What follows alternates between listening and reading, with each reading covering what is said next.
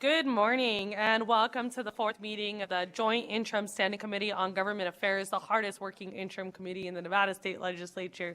I will not allow my colleagues to say anything else for the 2023 to 2024 interim.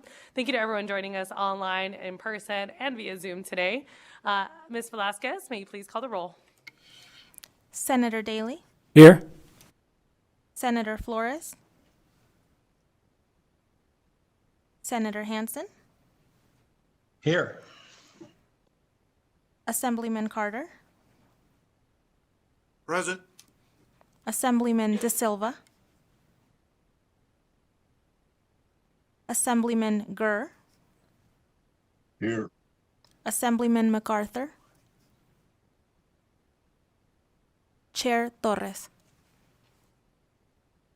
Here, and if you could just please mark Senator Flores and Assemblyman De Silva absent, excused, and present when they arrive. Before we begin, I would like to review a few housekeeping pieces of information. Please silence all electronic devices, including any artificial intelligence zombies that are coming out to get us today, or cell phones and laptops. Meeting materials can be accessed on the committee's webpage located on the Nevada Legislature's website when testifying in person or on Zoom or via some type of robot. Please turn on and speak directly into the microphone and then turn it off when you are done speaking. Finally, we will be taking a lunch break sometime around midday. For our first item on the agenda today is agenda item number 2 is public comment. There will be a public comment period at the beginning and end of the meeting, with public comment limited to 2 minutes per speaker. Staff will time each speaker during public comment to ensure everyone is given a fair opportunity to speak. In addition to testifying in person, public comment may be provided in 4 different ways, all of which are listed on the agenda. To provide public comment by telephone, please call 888-475-4499, then enter the meeting ID 899-5043-1846 and press pound. When prompted for the participant ID, press pound again. At this time, is there anyone in Las Vegas wishing to testify in public comment? Despite the actually packed room here in Las Vegas, nobody is wishing to testify in public comment. Is there anyone in Carson City wishing to testify in public comment? Negative. And BPS, is there anyone on the line wishing to testify via public comment? Chair, your public line is open and working. However, you have no callers at this time. All right, thank you. At this time, we'll move on to the next item on our agenda, which is agenda item number 3, approval of the minutes for the meetings on April 16th, 2024. At this time, do I have a motion to approve? Move to approve. Move to approve. I have a motion from Assemblyman Carter. Do I have a second? And I have a second from Assemblyman MacArthur. That might be the first time he's made a second in a while. Thank you, Assemblyman. So we will go ahead and vote on this motion. All in favor, please say aye. Aye. Any opposed, say nay. All right, this motion does pass. I don't see any opposition. It passes unanimously. And we are going to be taking the agenda just slightly out of order today.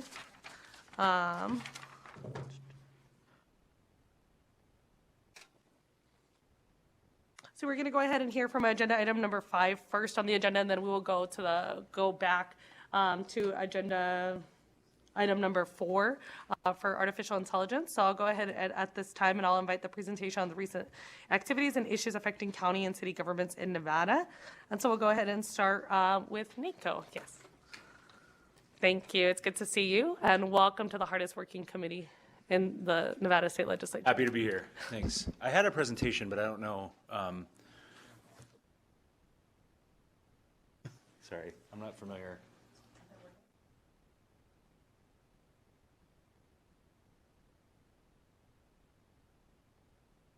Oh.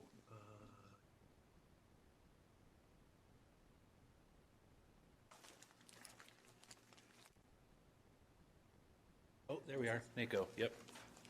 I was going to say, I followed the instructions and brought a, but sorry for the delay. Here we go. Slideshow. Okay. Oh, but not the notes, right?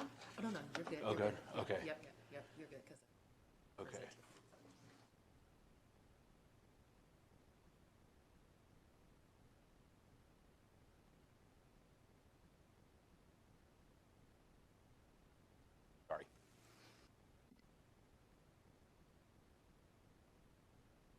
Oh, okay, sorry, the cursor wasn't showing up. There we go. Okay, perfect. Thank you so much. Okay, great. Okay, well, thank you, Chair, Vice Chair. My name is Vincent Guthrow. I appreciate the invitation to speak here this morning. I'm really happy to go first. Everyone gets to watch me mess around with the computer, and then they won't have any problems. Thank you for the opportunity to present a little bit about the Nevada Association of Counties, what is commonly referred to as NACO. I wanted to touch on a few things today. Just talk a little bit about what NACO is. I think it's probably a good reminder. I'll touch briefly on it, sort of how we're governed. Also talk a little bit about the diversity of our membership, sort of what makes up the collective county voice in Nevada and some of the services that they deliver. I also want to talk about how NACO interacts with the legislature, our role during the legislative session, and then just touch on some ongoing policy issues, some solutions and our positions on those, and also a little peek at the 2025 session and something that we'll be working on. Again, my name is Vincent Guthrow. For the record, I serve as the executive director of NACO. I've been in this role for about 3 years. Prior to that, I served as the deputy director. So total with the association, I've been with NACO for about 7 years. So we are the statewide association that represents all 17 counties. We currently have a 100% county membership. So we are the collective voice of counties and represent them at the legislature, among other things. We also provide resources and support to all of our members throughout the year. And we serve as a forum for collaboration for county officials. We were formed in 1924, so some of those of you are keeping track. This is our 100-year anniversary at NACO. We are celebrating a century of service at our annual Association of Counties conference this September. That'll be in Carson City. So a little bit about how NACO is governed. We have a 23-member board. Every county has at least one member on our board. And some of our board membership is made up of our affiliate members. You'll hear from a couple of them today. It's our local elected county officials. So those are your recorders, your clerks, your recorders, your assessors, the ones that sort of deliver those day-to-day services that we deliver at the local level. I also report to an executive committee. We work hard at NACO to strive for balance in our membership and our representation. Our current board president is Supervisor Giomi from Carson City. They are a consolidated municipality, the only one in the state. So they're a member of also the League of Cities and Municipalities. He serves as our president currently. Then Elko County Commissioner Delmo Andriozzi serves as our president-elect. We have a past president, Commissioner Higbee from Lincoln County. Commissioner Kirkpatrick serves as an at-large member, so we sort of have that suburban, urban, and rural membership. And also Commissioner Gardner from Douglas County is on our executive committee. So our counties are unique and diverse. We, range from 2 million residents in Clark County, exceeding that, to less than 1,000 residents in Esmeralda County. We often, I think our counties are often described as 2 urban centers and sort of 15 rural centers. I describe them, so we have the north with Washoe County and, of course, where we are today in Clark County. I started describing our counties in a little bit of different ways. I think we have suburban counties now, sort of evolving. So you look in the north with the burgeoning technology industry there. So Lyon and Carson City, even in Churchill, I would count them as sort of more suburban in a way. Some of the key industries that lead to growth in our counties were, of course, a world-class tourist destination. We're leading the nation in some technology and data innovation, outdoor tourism, of course, and also our domestic mining operations. Those are set to sort of explode with the green energy economy and some of the lithium development there. Also agriculture and other natural resources-based economies in our rural areas are an economic driver. So what do counties do? In every county, regardless of size, they provide regional services. They provide for and maintain transportation hubs and roads. 75% of the road miles in the state are managed by counties. First responders and public safety, that includes our public lands. They administer elections. They deliver indigent defense. They're also Nevada's social safety net. They provide county human services. and they deliver on local tax and revenue collection, marriage licensure, land use, sort of a litany of things. We also, in the unincorporated area, provide municipal services in our counties, and also in our counties, you saw that emergency response, that frontline response during the COVID pandemic. So they are the sort of first responder to our local communities. I did provide also a handout to, I have handouts that do give a little snapshot of what counties do. It's sort of this one pager that talks about roads and all the services that we provide at the local level and infrastructure and that type of thing. So I have you refer to that on on all the services that counties do. I want to talk a little bit about our legislative engagement and how we engage with the legislature. We are a shared constituency. I like to remind legislators of that. So your constituents are our constituents also. As I mentioned before, NACO is codified in NRS. We get 5 bill draft requests that we submit to the legislature. We don't always use all 5, but we did last session. We're fleshing out a lot of those proposals now. We'll have plenty of time to discuss them when they make their way through our board. We have to file those by September 1st of the preceding year, so those will come to you all. We do interact with this committee quite a bit, but we also interact with Judiciary and Health and Human Services also. During session, NACO's here day in and day out, not only advocate for our agenda, but also to be a resource for legislators. Last session, I think, I'd like to give legislators an idea. NACO tracked over half of the bills. They touched counties in some way, whether that's administrative or fiscally. Want to talk about a little bit about legacy issues and some of the problems that we face. I think ultimately through our conversations with legislators, the session turned out pretty decent, but there were impacts to urban counties, especially on the fiscal side. So a lot of those unfunded mandates that we continue to have conversations with legislators on throughout session.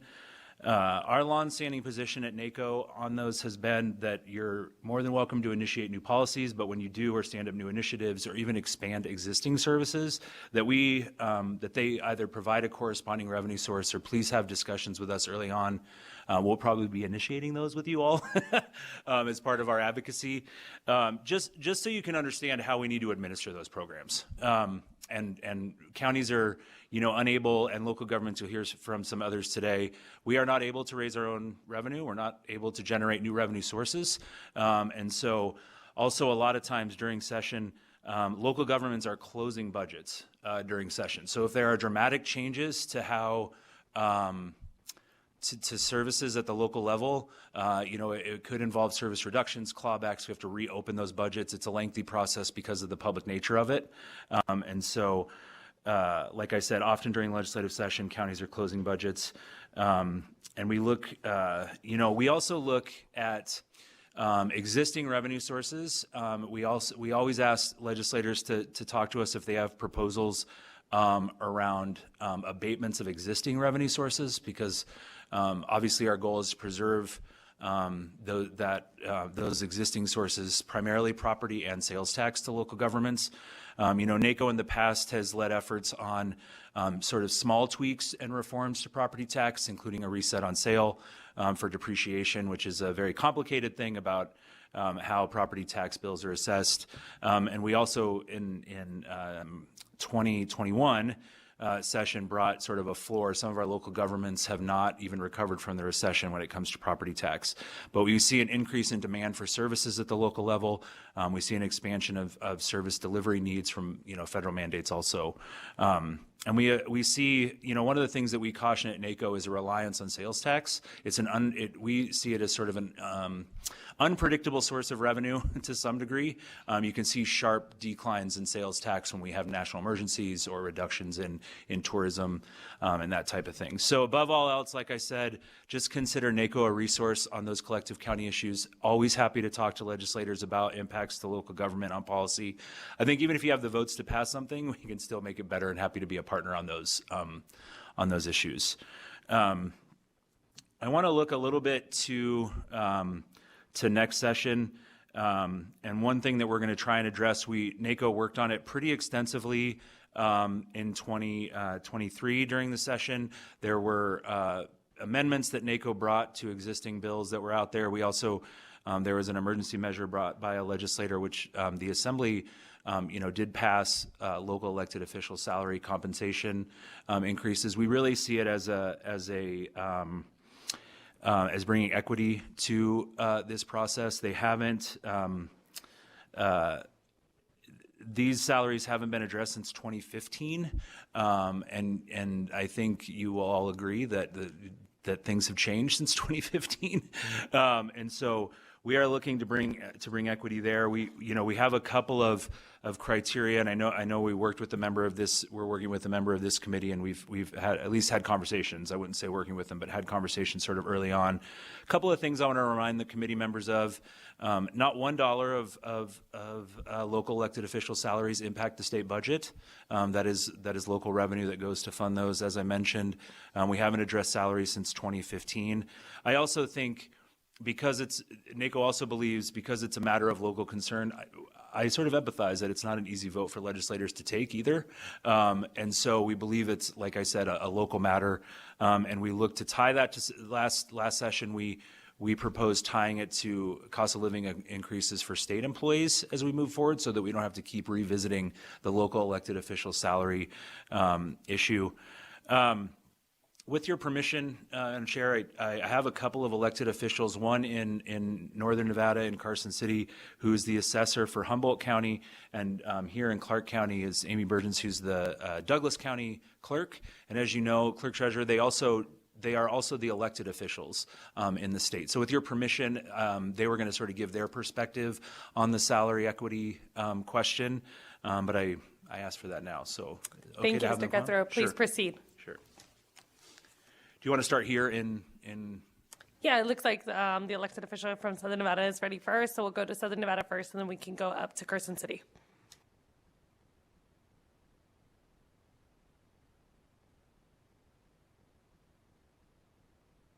Good morning. Good morning, Chair Torres and members of the committee. Thank you for allowing time today for me to speak on a potential bill for the upcoming legislative session and to address a topic that is hard to talk about, but one that is vital to the stability of our counties and the state. My name is Amy Burgess, and I am the Clerk Treasurer of Douglas County. I want to start today by explaining a little about the duties and responsibilities that my title covers. You may already be aware that the majority of the clerk in Nevada have multiple titles and therefore oversee multiple offices. Some of us are clerk treasurers, such as myself. Some are clerk recorders, and some are also clerk to the court. With the additional titles come additional responsibilities. For example, in the clerk's office, our duties include a wide range of statutorily required tasks to include clerking board meetings, writing minutes, drafting agendas, processing marriage license, and accepting fictitious firm names and bond filings. In Douglas County, we also run a DMV office and a passport acceptance office. My treasurer title reflects the statutory responsibilities of the billing, receiving, and processing of property tax payments, overseeing the county investment accounts, and daily depositing and balancing all of the accounts for the county, all the departments within the county. Additionally, the rural county clerks have the responsibility of running the elections office for the county. This is not just an every other year job of overseeing the actual elections. Conversely, it is a vital daily responsibility of paying close attention to the voter registration within my county by ensuring that the voter rolls are clean, improving workflows, policies, and procedures, and effectively implementing new legislation as it applies to elections. The elections aspect of my job duties consume more than 50% of my task and workload daily, and that percentage of time increases significantly during an election cycle. Currently, we are also in the process of implementing a top-down voter registration system alongside the Secretary of State's office. As you can see, each of the mentioned roles and titles includes responsibilities that could be a full-time job independent of the others. In the last legislative session, we were not able to agree on and pass a pay bill to support the elected clerks in the state and protect the experience and institutional knowledge that retention of elected officials brings. Though pay is not the only factor in why we do what we do, the ability to support our families while performing vital services for the county is materializing into a major factor in keeping experience in place. During the 2015 legislative session, Senate Bill 482 was passed that addressed elected officials' pay with increases annually through fiscal year 2018-2019. Since 2019, county elected officials' pay has not increased due to the lack of legislation to allow for it. Unlike the non-elected county and state employees, county elected officials do not receive an annual COLA increase or an annual merit pay, which keeps our pay stagnant on account of not having anything in place to allow for it. On account of necessary substantial increases in county employees' pay the last several years, all of my management staff in my office are now receiving an entry-level rate of pay that starts $7,000 to $12,000 more than me annually. And that will continue to increase. This upside-down compensation was not the case in 2019 during the last fiscal year where the officials' pay increased. At present, I am not the only elected official in the state who has employees that are making more than them. Consequently, this is becoming a potential hurdle across the state, and the longer we wait to address the topic, the bigger the hurdle becomes. Across the nation, over the last several years, inflation has led to an increase in costs in all aspects of our daily lives at a historic rate.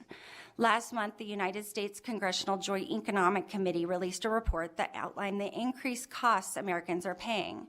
The costs they evaluated are only the ones associated with goods and services, if our intention is to keep the same standard of living that we had in January of 2021. Broken down by states, the committee found that the average Nevada household requires an increase of almost $1,200 a month to pay for the goods and services just to maintain their standard of living from 3.5 years ago. So why is a pay bill important to address? Let's talk about experience and succession within elected offices. If I were to step down as clerk treasurer of Douglas County, what would be the incentive for my experienced management staff who have firsthand knowledge of the various duties, oversight, and management of the office that I am charged with? What would their incentive be to take on the vast responsibility of running for office? Currently, if you ask them, there isn't one. My experienced staff would be required to take a pay cut in order to become the elected clerk treasurer of the county, and would be tasked with not only more responsibility, but would also be open to public scrutiny in every aspect of their job and their life, as you know. This opens the door for someone with little to no experience to come into the office, having to gain an understanding of the responsibilities of that office from the ground floor, and to work towards familiarizing themselves with a wide range of duties that takes years to become proficient in, yet are vital to the enhancement of the quality of life of those living in our county. Fundamentally, this topic is about professional leadership and management of not just the office we hold, but of the county. Something is out of balance when appointed administrators within the county are compensated 20 to 40% more than the publicly scrutinized elected officials who are accountable for protecting and enhancing the quality of life our counties offer to residents. If we only, do you want me to stop? No, you're good. Oh, okay, you're looking at me. I'm sorry. I mean, I think just close it out. Close it Yeah, out? because I know we Okay. have another speaker in Northern Nevada. We have quite a long agenda, and we do appreciate the remarks. Oh, and I'm going absolutely. to ask, too, that you get a copy of the remarks submitted to the committee staff so that we can make sure that those are posted online and easy Okay. for secretaries, too. Can I just do my final thought? Does that work? Okay, thank you. I will leave you with one final thought.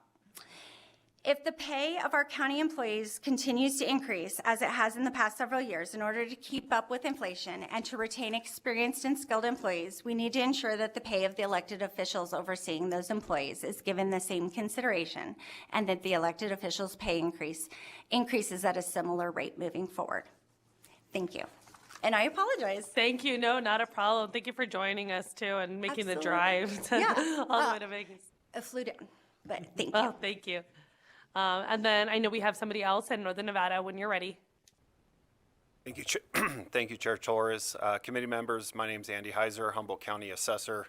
I'll be quick. So Vince tasked us to come up with some data. I'm an assessor, so I'm more data driven. But I just want to talk about Humboldt County real quick and our elected officials. So our clerk is in her 6th term. And she's currently topped out in her salary. She hasn't had a raise since July of 2018, since that last salary bill ended. That's the 3rd time she's been topped out where she hasn't received a raise since 2001. So 2001, she was topped out. Legislation passed a bill in 2007, so she was able to get an increase, and then again in 2015. Like I said, she's in the bottom 3rd of our salaries in our county. She's just ahead of the treasurer, recorder, assessor, and human services director. Of the 12 managers that have a higher salary than her, 9 of those are 2 years or less in their position. So we're seeing that swing where brand new management hires are coming in higher than a 6th-term clerk who spent 22 years in our county as the clerk and 31 total. Same thing with our sheriff. He's 22 years in Humboldt County in the sheriff's department. He is a 1st-term elected official. His undersheriff, 2 captains, sergeants, and deputies all have a higher salary than him. All the 1st-term elected officials at this time won't receive a raise till 2027. Our district attorney took an $18,000 pay reduction to become the district attorney. He was previously in the office for 15 years. His DDA currently makes more than him, and his 3 other ADAs or DDAs will eventually make more than him, 1 next year and 2 more the following year. Our treasurer has been in Humboldt County for 20 years. She's the 3rd highest paid manager in Humboldt County at this time. Just ahead of the recorder and the assessor. She was in the assessor's office. If that same point in time when she got appointed to the treasurer, if she remained in the assessor's office, she would have had a 30% increase instead of the 8% increase she just received. And then myself and the recorder, we are the lowest paid managers in our county. Our base salary is lower than any other base position in our county. And same thing with us, we won't receive a raise till 2027. So just real quick, 2015 to present, Humboldt County, all the general unit and the appointed managers and directors, they've received a 45% increase since 2015 to present. And the elected officials, like Amy talked about, is at 12%. So thank you for your time. I can get this to you as well, Chair Torres. I'll get it through Vince. Have a great day. That concludes our presentation. Thank you for indulging us. I think it was important. So happy to take any questions that you or the committee members may have. Thank you for the presentation. Thank you for making the trip and taking the time to come testify in our committee too. I think this will help lay the groundwork for something to be done to address some of the concerns during session. At this time, I'll invite any members with questions. I know I have I forgot his title. Senator Daley. Is Senator Daley, you want to begin in Northern Nevada? Thank you, Madam Chair. And slight question, comment. So I heard some of these same issues in the Ledge Ops Committee on clerk, treasurers, and the election issues that they have to do and the disparity. I know that, and it's a statewide issue. Same thing happens in Clark County with the sheriff and DAs and a variety of other positions that are set statutorily and not being able to keep up.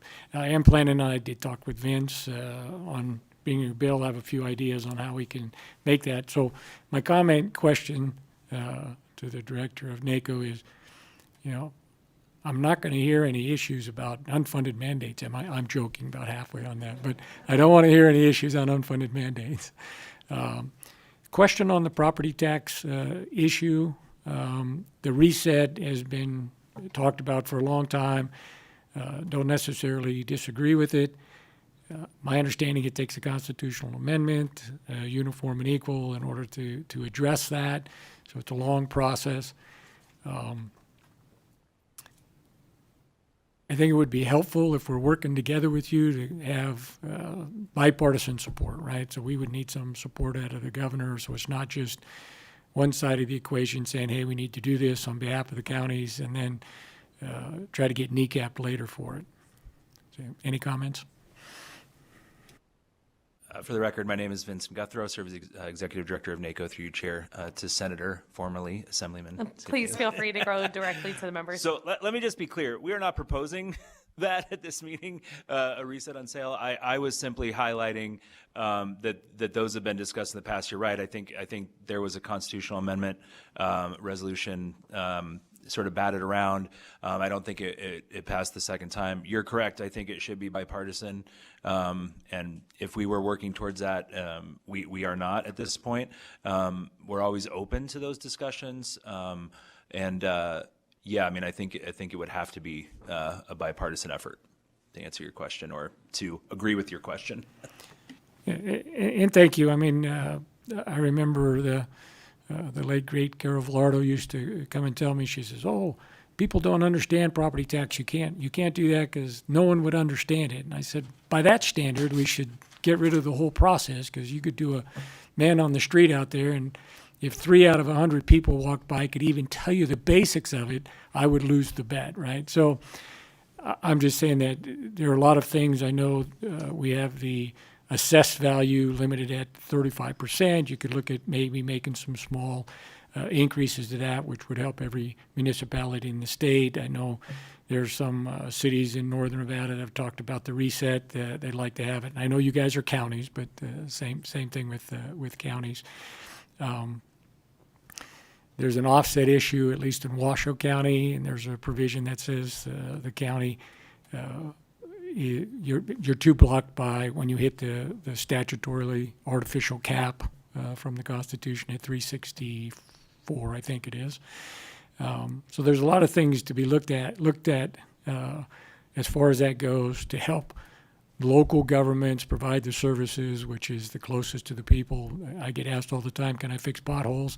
No, that's not, your local government does that.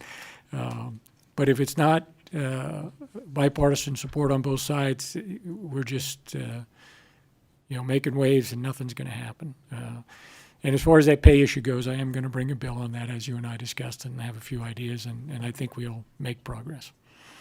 Thank you. Thank you, Senator Daly, for your interest, and as always, your brief remarks and quick questions that are very concise. Are there any additional questions? I know I got a couple members on Zoom. Are there any questions from those members? Not for me, Madam Chair. Thank you, Senator. All right. Thank you, Assemblyman. All right, at this time, I don't believe I have any additional questions for you. Thank you so much for coming and joining and presenting today.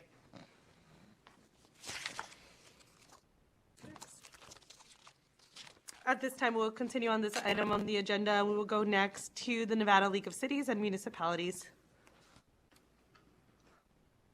Oh, and they are in Northern Nevada. When you are ready, you may begin.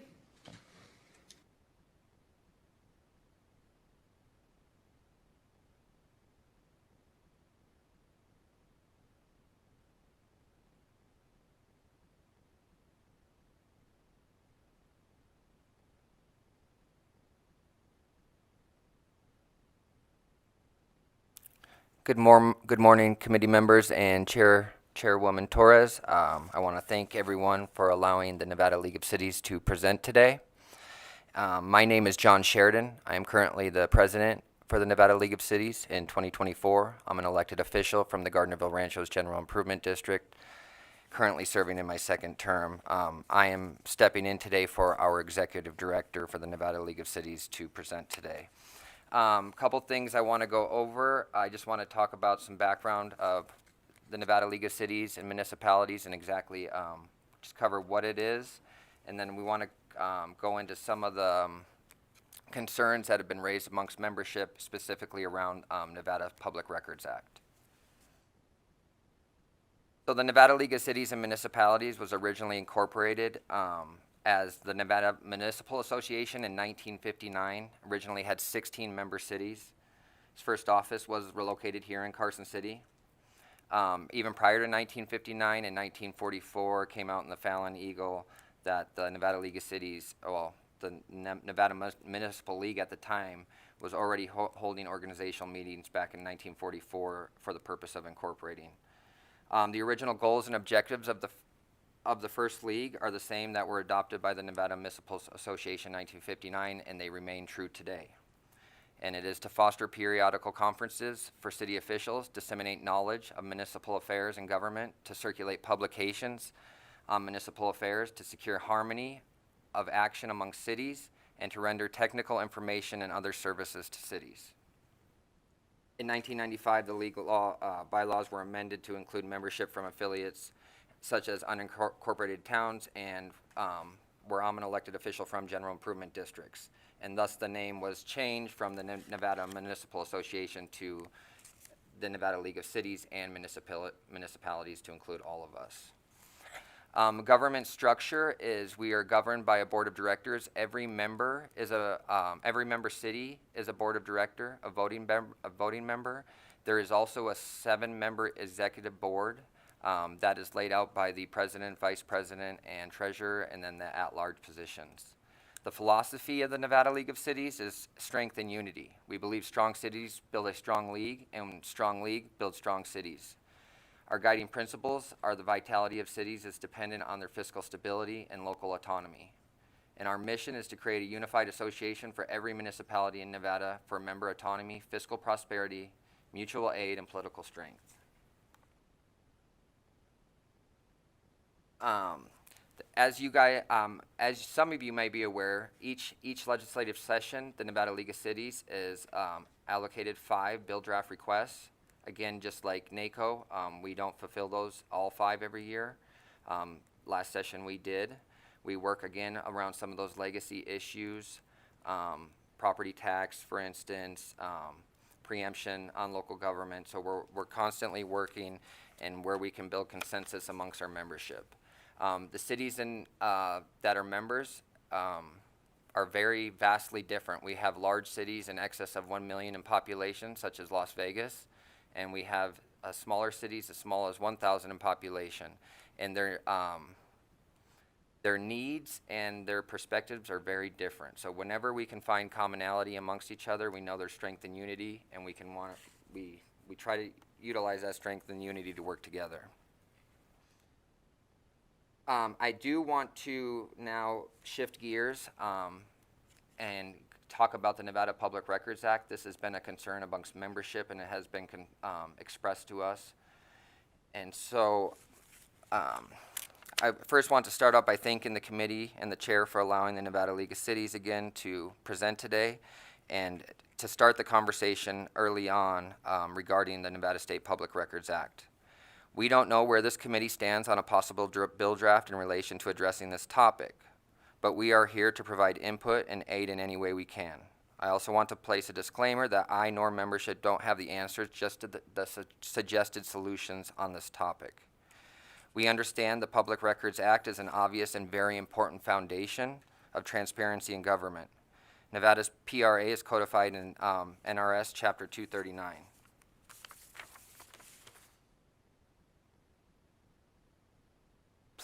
NRS 239 plainly establishes that the purpose of the PRA is to foster democratic principles by providing members of the public with prompt access to inspect, copy, or receive a copy of public books and records, and such books or records are presumed to be open to the public unless declared confidential by law.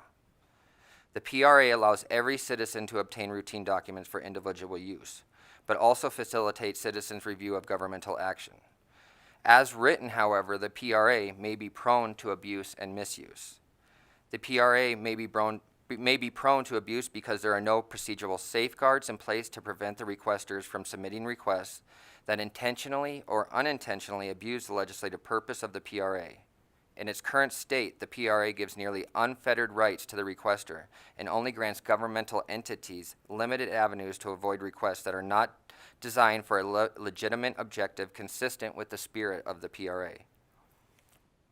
By enacting language that prevents or mitigates against the abuse or misuse of the PRA is then strengthened because there is more of an equal opportunity for all persons to request and receive public records when government resources are not disproportionately spent on responding to vexatious requests.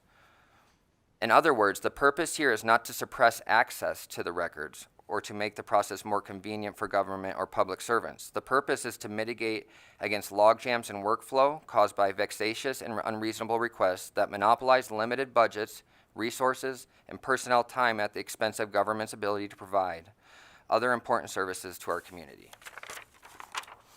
Now, I want to talk about some of the concerns that have been expressed from membership, specifically regarding the 2019 changes in the legislation.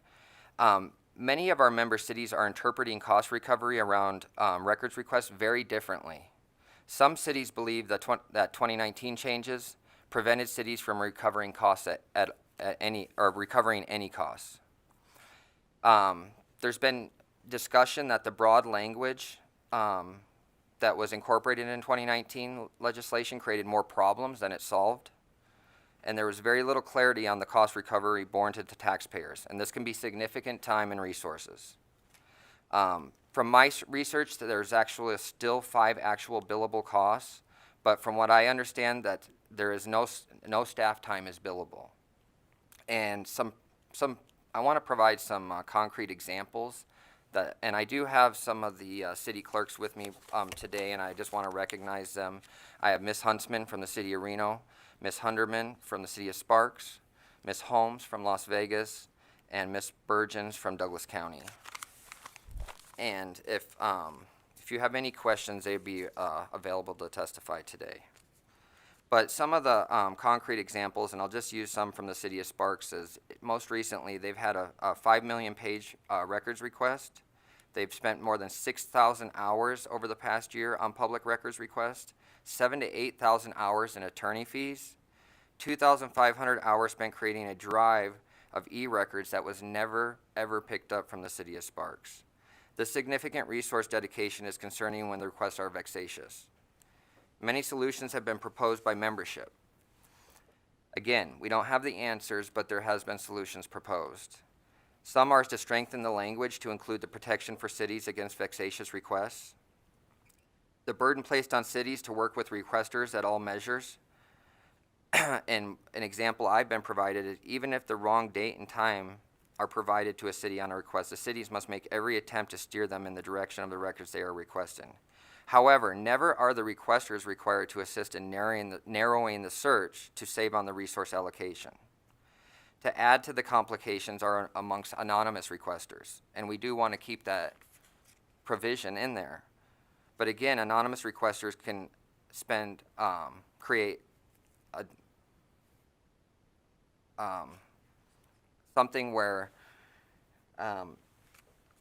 it's just going to create an enormous amount of extraordinary resources, and this anonymous requester can actually say, I'd like to remain anonymous and I don't want to work with the city in any way. Again, these searches would alleviate wasted resources if we could work together to narrow down these searches. Some of the other solutions are a third-party agency or individual, so an ombudsman appointment, and that could determine if requests are vexatious. There's another solution that's been proposed that no request be fulfilled beyond the Records Retention Act purge requirements, even if cities haven't purged those documents. And then we need to clarify around billable staff hours, specifically around attorney hours, and the number of hours invested in records requests are significant. Lastly, things we would like to see that have been expressed by members is the Nevada League of Cities looks forward to working with this committee and the chair on discussions proposed around changes to the NRS 239. Burden placed on public entities. Many of our members felt they had no support in 2019, and they're looking for any kind of support they can get that would alleviate this burden, especially when we can address vexatious requests. Many have expressed the elimination of criminal penalties on employees. And lastly, the one that I've heard the most about is they want to retain no shot clock. Cities put a requirement on themselves after 2019 for a 5-day response to the requester to work with them within reasonable limits. And we need to be good stewards of public records, and we need time to obtain and review those records. So the shot clock is a big one for all cities. Again, I want to thank this committee and the chair for allowing the Nevada League to present today and listening to our members' concerns with the concerns around the PRA in its current format. Thank you. Thank you. Members, any questions? I'll go first. Is there any questions from Zoom or from Senator Daley in Carson City? Not yet, maybe later. Thank you.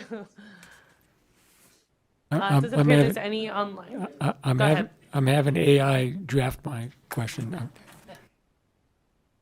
For a second, I thought it was a microchip talking, but it seems that there isn't. So here in Southern Nevada, are there any questions? No, but I will thank you for just being very clear with kind of some of the concerns and some proposed solutions, because ultimately the reason we drafted this as an agenda item is to kind of find some of those solutions and figure out where we can work together. And I know we had talked about public records earlier during the interim cycle, so I think that this is helpful so we can kind of find some ways to work together on issues that are impacting public record law, like those overly voluminous public record requests that never get picked up. So I really do appreciate it, and thank you for making the time to join us today. Absolutely. Thank you, Chairwoman Torres. Thank you. At this time, we will go ahead and go to the next presenter on this item on the agenda, Mr. Warren Hardy. Thank you for joining us today. Thank you, Madam Chair, members of the committee. My name is Warren Hardy, representing an organization called the Nevada Urban Consortium. We're far less formal than the two previous presenters. They have statutory recognition, they have charters, they have boards of directors, those sorts of things. We're sort of an informal organization in the Nevada Consortium. We represent the 5 largest cities in Nevada: Las Vegas, Reno, Sparks, Henderson, North Las Vegas. The reason we came to, there's a couple of reasons we came together. First of all, we recognize that a lot of times, most of the time perhaps, the issues that the legislature considers and debates and processes, large cities generally have a very similar position on those issues. So we thought there was some synergy there. But more importantly, we formed the organization to be more effective, productive, and more helpful in the legislative process. Rather than have all 5 cities come and testify before your committees and come and lobby you individually, we have one organization, the Urban Consortium, that can do that. There's still differences at times, and you'll hear from our various members on those issues. But our objective as an organization is to meet beforehand, to review legislation beforehand, resolve any conflicts or concerns we might have in the presentation, so we can bring you collective responses to those issues. And we've found in the last couple of sessions that has been very helpful. So we really want to bring you solutions, or at least a unified concern. And then we want to be a resource to legislators and to the legislature. And Madam Chair, at this point, I want to really thank you, because I think you've sort of caught the vision of what we're trying to do in the consortium when you asked us early on to sort of put a task force together to deal with the language access, which has been a very successful thing. And that was a suggestion you had for us when we met earlier. So that's what we do. That's our mission. We don't do conferences, we don't do training, we don't do social events. We are focused on legislation and making sure that we're represented. I will just tell you on a personal note, one of my frustrations when I served on that side of the dais was that people generally, industries and local governments included, tend to bring their fights to the legislature and ask you guys to be referees. That's not fair to you. I really didn't like that when I was a legislator.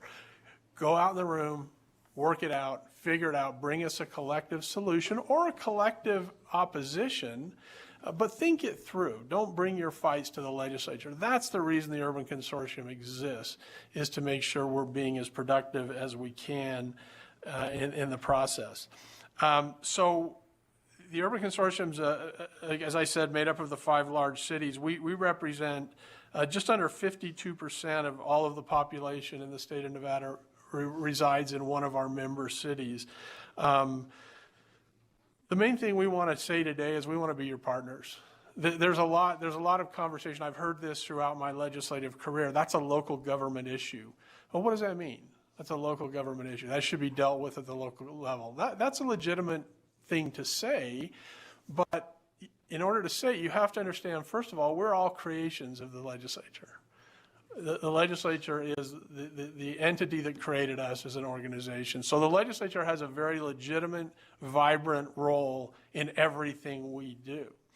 Secondly, if we want to say, which we do often, that's a local government issue that needs to be resolved at the local level, you have to have the confidence in us to do that, just by the very structure of our legislative makeup and our city makeup. And so we're really, this effort with the Urban Consortium is an effort to give you confidence.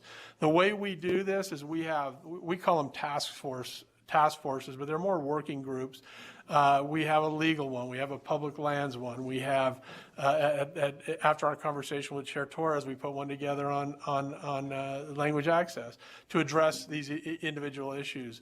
And so that's why we're doing it, is to have you have the confidence in us to look at us as partners. And hopefully at some point, the first question you'll ask when a piece of legislation or prospective legislation is brought forward, the first thing that'll enter your mind is this something that really rightfully belongs at the legislature, or should this be done at the local government level? And then have conversations with us about how to deal with it, because we're partners. And your overall vision of what you want to see is important. And you can mandate that vision on us, but if you do, shame on us. We should have enough coordination and competency to be able to deal with these issues in a way that's comfortable to you and that you have confidence in us. So that's one of the requests we'll make, is that when you look at these issues, you ask yourself, should this be at the legislative level or should this be at the local level? Issues of concern. Madam Chair asked us to talk about some of the issues of concern, what's sort of keeping us up at night. I think it goes without saying that homelessness and mental health are 2 issues that are just occupying our time significantly. And I think the consortium is playing a role in sort of bringing that together. We recognize, first of all, we're just really, I think we've all sort of known it in the back of our mind, but now we're really starting to understand and get our arms around the fact that homelessness and mental health go hand in hand.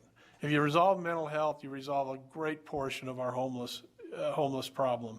The one thing we are recognizing, and I think, as I said, I think we've known this in the back of our mind, is this is going to take a holistic regional approach, a regional solution. And I say regional and not statewide because what's needed in northern Nevada or rural Nevada on this and southern Nevada are very different. That's why we have to have effective local governments that are trusted by the legislature, because a one-size-fits-all approach doesn't always work. I would go as far on issues like this as to say it doesn't usually work. It requires a regional approach. So we're committed to that. We're working with our regional partners to try to come to some solution on this. And we're also working with the private sector and philanthropists and others to try to address this issue. There will likely be things we ask the legislature for and ask the legislature to do to enable us to effectively address these issues. But we're gonna work hard with you to do it. Affordable housing. And it's not just, it used to be affordable housing, now it's just housing. The challenge that we have with housing, again, a regional approach. I think one of the things we've identified that we can do better is leverage federal dollars. Now, that may require some collective legislative effort, but we want to be your partners in addressing that as well, because that's one thing that keeps our constituents up at night as well. I'll just touch on public records for a minute. I would associate myself and our organization with what the League of Cities said. And by the way, I should indicate that they're great partners. The League of Cities are great partners. NACO is a great partner. And that's our effort, right? It's not just the 5 large cities. We want all of the cities and counties and government entities to be a asset to the legislature as it does its work. So I would associate myself with what they said. But that's an issue that has been debated as long as I've been here, which at last count is about 34 years. And it's a challenge. I want to provide a different perspective for you because the league I think, articulately identified what the on-the-ground challenges are for us, especially in terms of running out the clock. But I get a little frustrated. May not be the word, but then again, maybe it is the word. I get a little frustrated that in these debates with the public and the media in particularly, we are looked at as a group of entities that is trying to withhold information and trying to be adversarial to public transparency. And it frustrates me a little bit that we never get around to helping the public understand what types of information we're trying to protect. We, by the virtue of the type of business we are in, potentially have information like date of birth, social security numbers, credit card data. When you go in and pay for a county or city service you've got credit card data. We have information about your children and your grandchildren because you're signing them up for youth programs. You're signing them up for these things. The address of where these children live. Medical records. We could have your medical records potentially. Personal data from people who receive water, sewer services, and other government services. Employee records for active and retired workers. And then here's the thing you need to consider. Any email between a constituent and the mayor or any other elected official is potentially a public record that could be accessed. We don't know what's in those. I mean, I'm assuming you received many of the same emails I received, and some of that's personal information. People text you about or email you about financial troubles. They email you about a problem they're having at work. I even got emails about domestic violence issues and how the legislature and we could help. That's information that will potentially become a public record. The other thing that was interesting as I was looking through the stuff that we might have, blueprints for businesses and homes. And so I think we need to collectively consider a broad policy as the legislature. It's not an easy issue because the other side always talks about if you push back at any level, you're not in favor of transparency. You've got something to hide. You look at the media series as what are they hiding? Well, we're not hiding anything. We're protecting. We're protecting information. I've told out of frustration, I've told my clients, I've told some of the cities, just release it. Just release the information. Just give it to them. That's what they want, give it to them. And the problem with that is that creates liability. It creates challenges for the individuals. And I think most members of the public don't understand the type of information that is in play. This is extremely important because of AI. Because of the cybersecurity things that are happening in Nevada. We don't know what the future of AI was. First of all, Senator Daley, that was very funny. I really like that, that you were having AI develop your question. But it illustrates a really important point, right? That AI, we don't know what it's going to look like tomorrow. We don't know what it's going to look like next week. But we do know the types of requests we are now getting in some of our cities is we want all of the information, all of the emails that have been provided to between the public and the city council, all city councils. We want that on an ongoing basis. That was a request one of our members got. Clearly, that's to go into the analog, the database of some AI effort. We really want the legislature, as we look at this issues, everything the League of Cities brought up is extremely important, but we've been talking about it for a lot of years. I would respectfully submit that what we need from the legislature is a more global look, a more global approach to public records in light of the new technology, in light of what's happening. Is it appropriate? I'm asking this question rhetorically to the legislature. Is commercial use a request that is in the public interest? And is it something that we should allow people to have access to public records for? We saw a huge problem with this, with the public records. We could pretty clearly identify the public records requests that we got that ultimately became part of the COVID fraud. That's the only place they could have gotten the information that led to COVID fraud. So from a policy perspective, is it important that commercial use? That's one of the main things we get. I don't have a position on that. But I am saying, I do have a position on it, but I'm not suggesting a position. I'm suggesting the legislature looks at this. Because AI is making the stewardship we have over these records, over your constituents and our constituents' records, existential. It's critical. And so it's time for the legislature to more globally. And what we need from the legislature is better direction. And it's not going to be easy. It's not going to be easy to put in statute and determine what is a public record. The structure we have now says everything's a public record except the following. Well, some of those things are pretty clear. They're not public records, and we can invoke those things and foreclose on that request. But most of them are unclear, and they lead to lawsuits. They lead to challenges. They lead to our personnel having to make a judgment. It would be so much better if once and for all the legislature said these things are public records, and when somebody requests them, you provide them. Instead of this shell game where we're trying to guess whether that exemption applies or not. We need the legislature to check in on this.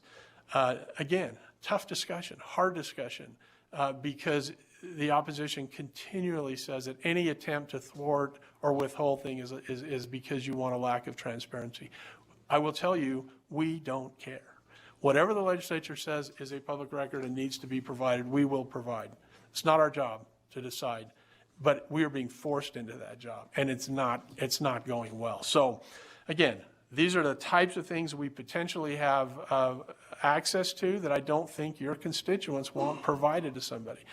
We get requests of the public utilities all the time because somebody's got a product that they want to sell. So, again, policy question for the legislature. But on the public records front, I think we're going to continue to do the same thing and talk about the same thing we've talked about forever. We need systemic changes in the public records law to give clear directions to the elected or to the local governments what is a public record, not what is not a public record, because that leads to challenges and interpretations.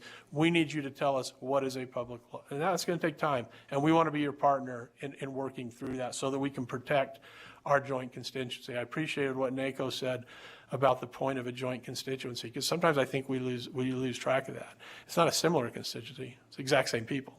And I think I started to do an analysis on this, but I think virtually every, I think there might be one or two exceptions, but virtually every legislative district touches into one of our cities. So these are our shared constituencies. Another issue you've probably heard about in the media that we probably want to potentially come to the legislature on is copper theft. I will compliment the legislature on your action on catalytic converters last session. It virtually stopped catalytic converter theft in its tracks.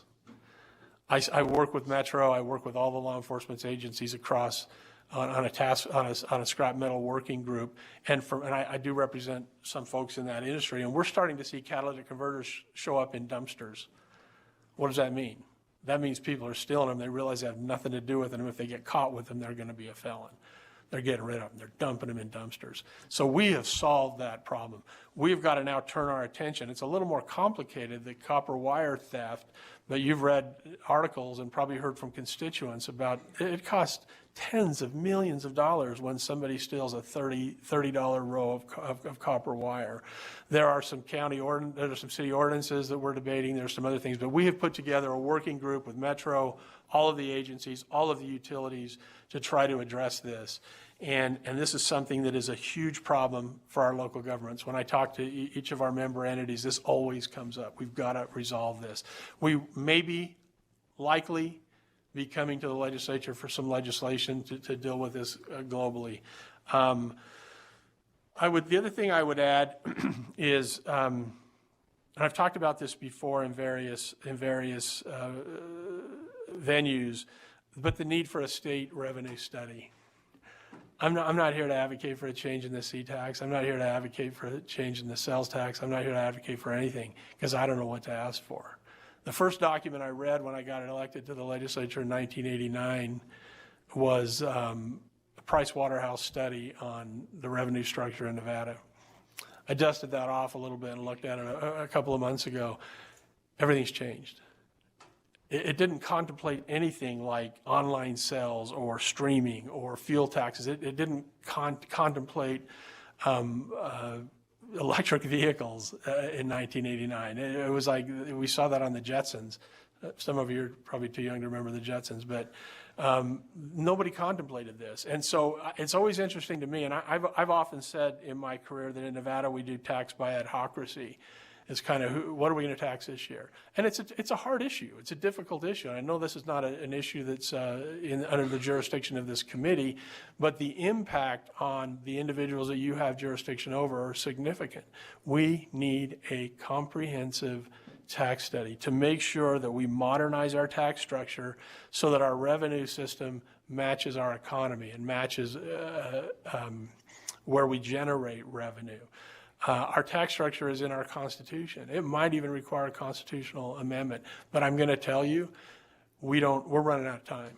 We're running out of time to deal with this. And I'm not prepared to tell you what the answer is until we do a comprehensive study. And it's something we can fund and do by an independent third party that can just simply look at the basic question of, does our tax structure match our economy and the services we provide in Nevada? So I would offer that. And then the last thing I would say is sort of double back on this concept of the government roles. We want you to have confidence in us so that you can look at every piece of legislation and say, no, that really probably should reside at the local level.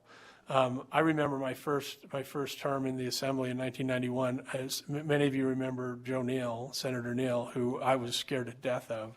But he brought a bill that said it made it illegal for you to be able to hear a car stereo outside of your car. And I, decided I was going to lead the opposition to that by saying that's a local government issue. And that should be addressed and dealt with at the local government level. And I had a very hard conversation with Senator Neal about whether that should be at that level. But ultimately, he came around and agreed. But he told me he doesn't necessarily have confidence in the local government to do it. We want to build that confidence. That's why the Urban Consortium exists. We want you to say that issue should be solved at the local government issue and then have the confidence in us to do it and to be your true partners. Madam Chair, I understood that you asked us to comment just briefly on our experience on language access with ONA. We brought ONA into our working group, and they were very helpful, very big participants in that. There were things that were sort of extracurricular to the legislation that they put in there that we've struggled a little bit to get our arms around and find out what exactly those requirements are. But the relationship, the interaction with ONA has been very good. So, and with that, Madam Chairman, I will stop. Thank you. Members, at this time, I'll go to questions. I'm going to start with Assemblyman Carter, and then I'll go to Senator Daly and come back down here. Thank you. Good morning. Simple question. Dealt with it last cycle with DMV, and during some investigations on a bill I carried, we discovered that they're making about $11 million a year selling personal data. Is that going on with any of your members where these government entities are boosting their budgets by selling our citizens' personal data? So the only money that is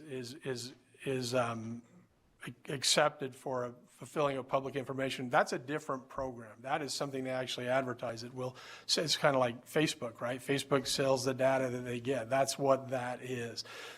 We don't do that. We do charge to the extent we're permitted by the law to access to pull up the information, and the League of Cities did a good job of sort of articulating how that works and why we're significantly underfunded on that. We've had cases where people asked for records that took 6 months or so to put together and then didn't even pick it up. So that's a different issue, Madam Chair. It's a great question, but that's a different issue. that's a revenue generating. In our case, we don't generate any revenue by that kind of thing, that I'm aware of. And I'll let Thank you you. know if I find anything different. Go ahead, Senator Daly. Thank you, Madam Chair, and I will try to be brief. And I would just say, wow, to Mr. Artie, that was a lot of stuff. I even heard a backdoor advocacy for home rule there in that. Just at least that's what I hear. I'll neither confirm nor deny, Madam Chair. And you did give me an idea that we can tax you by the word. I think we'd solve some debt problems. Kidding. So on the public records issue, and I was hearing what you're saying is that we need to tell you what is a public record rather than to tell you what isn't. And I think our system is set up to err on the side of, giving out the information and not trying to hide things. I understand that creates some problems, and there's, I think, 160 exceptions listed in the statute in 239. And there's probably another 100 or so in regulation where this document is not public. And I know on the liability issue, there are a couple things there. It seems to me that there's already an exemption if you give out information in good faith that the entity is not liable, as long as you do it in good faith. You didn't purposely give out somebody's personal information or medical records. If it was done in good faith or was just an error, there is no liability. And then, of course, you have the limitations on liability for government agencies to begin with. But I think when you do the whole thing, have you seen the other side of the equation when you're the requester? And I can tell you personally, in my experience, asking for records in a rural county in northern Nevada, and they asked me two questions, and I just looked at them, stared at them. I answered them finally because I didn't want to get shot in Eureka County. They said, "Well, who are you?" And I said, "Well, I'm the public, right? It's what John Q. Public, none of your business." And then they said, "What do you want it for?" So I answered both of their questions, and they gave me the information. But those are questions that are asked that should never be asked. And we have a system set up to try to tell you what is a public record. I think would limit it just as much, and we would have just as many loopholes and just as many questions be asked than the system we have now. So I'm just saying that I'm not sure that we can solve it the way you're thinking. Happy to have the discussion. And then as far as voluminous record requests, there has to be a way to solve that. I know I was just looking it up. It says that you can charge actual costs. And then everybody's on a different page. Maybe legal can chime in and tell us if we have someone. What is included in actual costs? Just the paper, just the ink? Or can you include the time on your 6 months request that somebody didn't come to pick up? Not sure if I got a Madam question for Chairman, you in there other than taxing your words. Yeah, so thank you, Madam Chair. I'll just, if I may, just address that. So I would respectfully disagree. Probably the first time in my career I've respectfully disagreed with Senator Daly, maybe not. But I would respectfully disagree that this wouldn't solve the problem. I'm not an attorney, I just play one on TV. But we have a thing that the judges and the courts look at called clear on its face. And nothing in our public records law very little in our public records law is clear on its face. So it leads to these challenges of putting our folks in this position of having to decide. We have this balancing test that we've got to waiver. That's subjective. How do you determine? How do you stop a lawsuit? I will say this. Public records and transparency and open government is the cornerstone of representative democracy. We have to have it. We have to have it. And it's hard. I've often said democracy is hard. We understand this is hard. But I would submit that the records of law we have now is not hard. It's impossible. It's impossible. I can tell you every single person that works on this in the entities is trying to get it right. They're trying to do the right thing.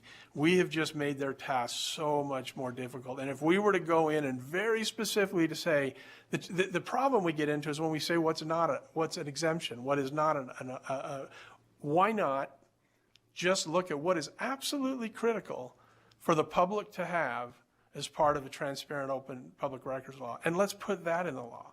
The following 50 things are records. When somebody makes a request, you provide it because it fits into that category. I believe that will make it significantly better. And Members, go ahead. I was just going to say, it isn't the first time that him and I, Mr. Hardy and I have disagreed. But I will say that I'm right more often than he is. But I kid. Now that he's a senator, I would concur with that. So a couple of things that you said is what the current law is now. If it's a record, a document, and in the possession, normal course of business, unless it's exempt by one of those statutes, that's the clear face, then it's a public record and you have to make the effort to disclose. Your balancing test is not in the statute. That was implemented by the courts, and there's a couple of other things. So you have to go to court to figure that. If you deny a record, then the other person has to go and get that. Potentially you have liability there if you're wrong. But the balancing tests and all of these other things on what is or is not a public record is external. The law says if it's not exempt, it's a public record if it's kept in the normal course. That's pretty clear on its face right there.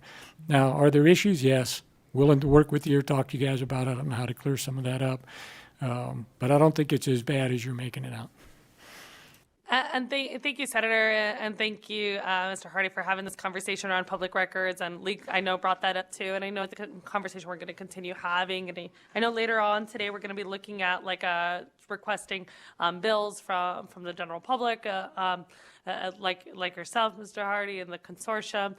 So if you have those draft requests, you can send them our way. But I do know that public records is a conversation that we had earlier this session, earlier this interim. And so we'll continue to have this conversation, but will likely be a BDR of some sort for us to consider in August. So I imagine it's a conversation we can take offline, but have in the next couple months before that August meeting. Thank you. Madam Chairman, thank you so much, Chairwoman. Thank you so much for having us and for letting us provide input. I don't know that you're off the hook yet. I don't know. Online, are there any additional questions from Senator Hansen or Assemblyman Gurr? Go ahead, Senator. Thank you, Madam Chair. Yeah, real quick, Warren, you and the last two presenters also mentioned the situation in Washoe County with the individual that asked for a very voluminous public records request, never picked it up. That's the only one that I'm aware of where somebody has grossly abused the process.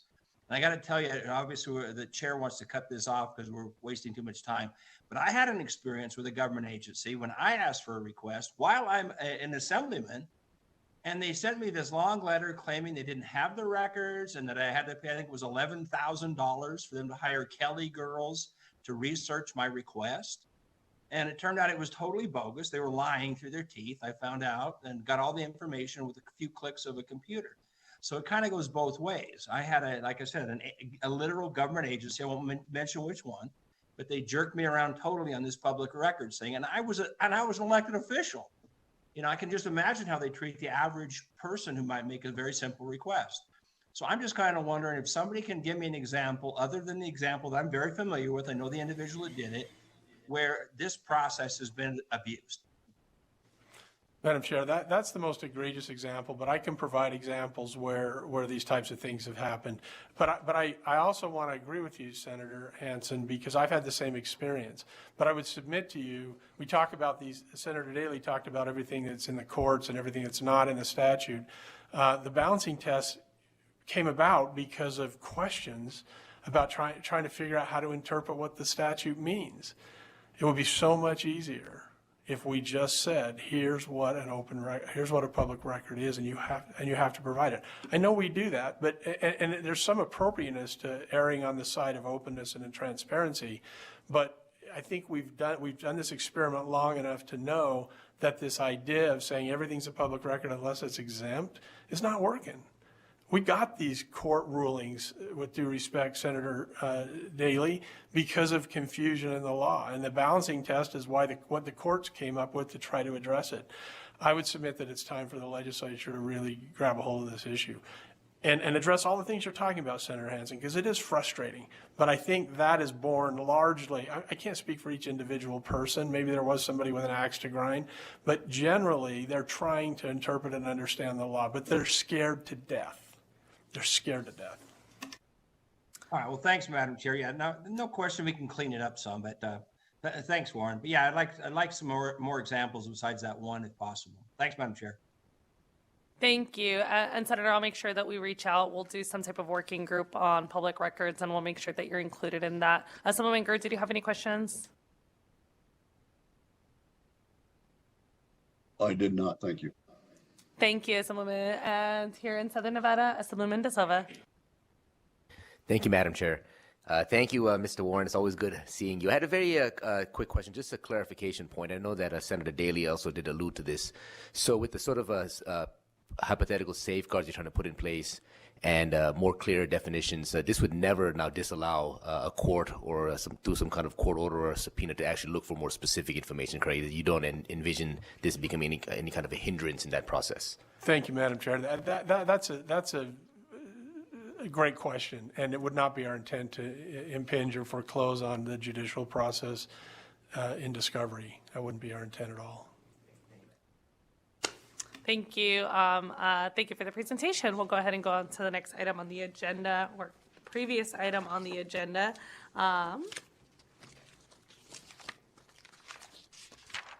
We'll go to agenda item number 4, presentation on the use and oversight of artificial intelligence on government settings. And I know that our first presenter is a former colleague of ours, representatives from the Kenny Gwynn Center for Public Priorities. It's great to have you back.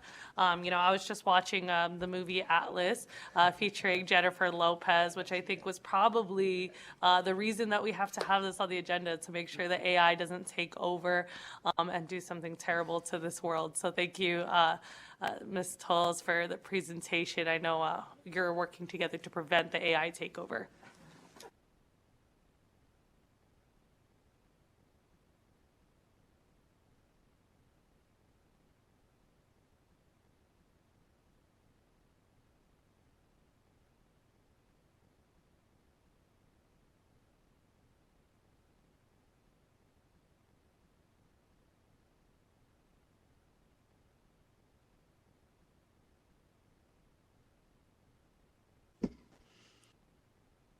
All right. Thank you so much. Good morning, Madam Chair, Vice Chair, members of this hard-working committee. I'll let you all deliberate who's the hardest working, but I've heard testimony so far. My name is Jill Tolles, for the record. I am the Executive Director of the Kenny Gwynn Center for Policy Priorities. I am joined today by Jalen Hendricks, who is one of our research analysts. Thank you. Oh, there, it's working now. Never mind. Go ahead. Perfect, thank you. Who has spent the better part of this year diving into artificial intelligence and looking at uses, tracking legislative trends, and providing the backbone of the information that we are going to present today.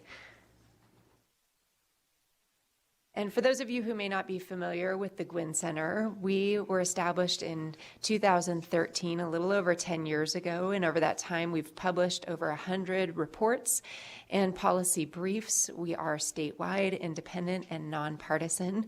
And we seek to advance policy, evidence-based policy solutions for this body to deliberate on and for the general public to consume. Our interest in this topic started actually in the summer of 2022, believe it or not, before ChatGPT hit the scene. We have an annual event called Gallagher Dialogues, where we invite national speakers in to talk about relevant topics to the state and the nation. And at that time, we had invited Russell Wald, who is Deputy Director of the Stanford Institute for Human-Centered Artificial Intelligence, to come and speak with us about emerging trends. Little did we know that this would explode into to a topic that it seems that everyone is talking about on a daily basis. And so as a result of that discussion, we decided to educate ourselves more on artificial intelligence and the interplay with public policy, and to produce a series of briefs looking at, first and foremost, a general overview of what is artificial intelligence. That was published last month and is available on our newly relaunched website as of today, redesigned website on gwincenter.org. And then also, as of today, we just published our latest publication, perfectly timed with today's presentation, on government uses of artificial intelligence, which will provide even more detail than we're going to give you in the overview today. And then we plan on releasing briefs on elections, on workforce, education, and on healthcare. So you can be checking back for our website for additional briefs. And then I would imagine that based on some of our discussion today, you may give us some good fodder for some things we'd like to dive into a little bit deeper as you prepare for the next legislative session. So today I want to talk a little bit about the background of AI so that we can all start on the same page using some of the similar language. Then we're going to talk about government uses of AI, benefits and considerations, and then some of the legislative trends that we're tracking at the Gwynn Center, keeping in mind that we are not going to be providing evidence-based recommendations today. For one thing, this continues to be an emerging issue. And also, as we watch legislative trends across the United States, we recognize that many legislatures are still in session and concluding their sine die this spring or later this summer. So keep checking back, because we will continue to update as we track this legislation all the way through its terminal decision point. So let's start with just a brief overview of history of artificial intelligence. Even though it's been all the rage lately and a lot of our focus, this concept is not new. In fact, some would argue that all the way back to 400 BC, we've been talking about automation with the early ancient Greek societies. And in 1950, Alan Turing was the first to bring this to the modern stage in his seminal work on computer machinery and intelligence. And then in 1956, John McCarthy was the first one to coin the term at an international conference. In the 50s and the 60s and the 70s, programming language, machine learning, and the first chatterbot, now affectionately known as a chatbot, was invented.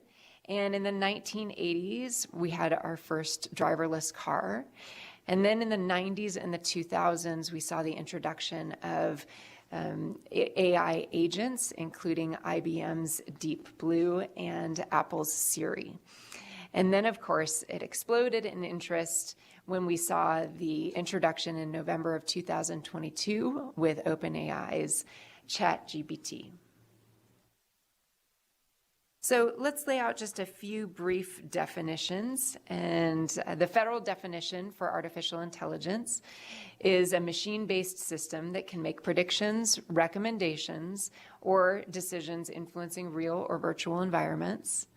And the U.S. General Services Administration added to that definition to point out that AI mimics behavior through technologies combining math, computer science, and cognitive science. Now, there's an exhaustive list of key terms and concepts in our general overview brief, but we wanted to focus on just a few, since these are the technologies that are most frequently utilized by state and local governments. And those are machine learning, which studies how computer systems can improve perception, knowledge, and decisions. Some examples of machine learning might be product recommendations or email automation and spam filtering. Computer vision, which enables computers to derive and provide meaningful information from various virtual inputs. So some examples of that would be the use of facial recognition or medical imaging. Natural language processing, which processes and enables compliance and digital devices for recognition, data analysis, and predictive text. So we might see those in data analysis or text summarization technologies. And then last but not least, generative AI, which has gotten most of the attention, which is where models can predict or generate text, images, and other content based on limited training data or unlimited training data. And those examples might be virtual assistants and image creation. It's important to take a moment to look at the difference between automation and artificial intelligence, because oftentimes those two are confused. So automation is quite simply where you train a device to do a specific task for routine and repetitive functions. And artificial intelligence, however, makes predictions, plans, and solves problems. And you can see in this graphic here that there is oftentimes an overlap, because you can have a device that is automated that also employs artificial intelligence. A simple way to look at it is the difference between a thermostat and a Nest thermostat. So a thermostat, you tell directly when to turn on or off at a certain time of day or a certain temperature. A Nest thermostat starts to learn your patterns of when you typically like a temperature at a certain level, and it predicts that and then changes accordingly. So how have state governments leveraged artificial intelligence? We'll start here in Nevada with our Office of Chief Information Officer, and I know that you're going to be hearing from them next, so they'll go into much more detail. But I wanted a chance to highlight our state CIO, Tim Galuzzi, who has received some national coverage by one national publication, GovTech, on Nevada's use of AI, particularly in DETR and processing unemployment claims. We've also seen the introduction of a bilingual chatbot at DMV, and Clark County's use of AI and signature verification with human oversight by state elected officials or state elected election workers. You'll also likely hear, not only in our presentation, but also in their presentation, the uses of AI in emergency responses, fire detection, and in healthcare. So as our analysts looked at different uses by state and local jurisdictions, we categorize these in 5 main buckets specifically for this committee and for this report. There are many, many other uses of AI in other areas like education and healthcare. We focused mainly on the ones that would be most pertinent to state and local governments, starting with customer support and administrative processes, transportation and infrastructure, crime detection, and emergency services. And so without further ado, I'd like to introduce Jalen Hendricks, who has been our research analyst. She's been with the Gwynn Center for 3 years, and like I said, spent the better part of this year focusing on artificial intelligence, gathering background information, reviewing the literature, tracking uses, and legislative trends across the United States.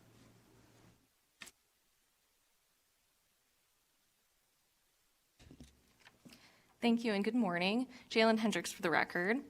I want to start off by covering our first category of uses of AI that we've seen across the country by state governments, and that's customer support tools. And as Jill mentioned, we've seen some examples with our first category here related to chatbots.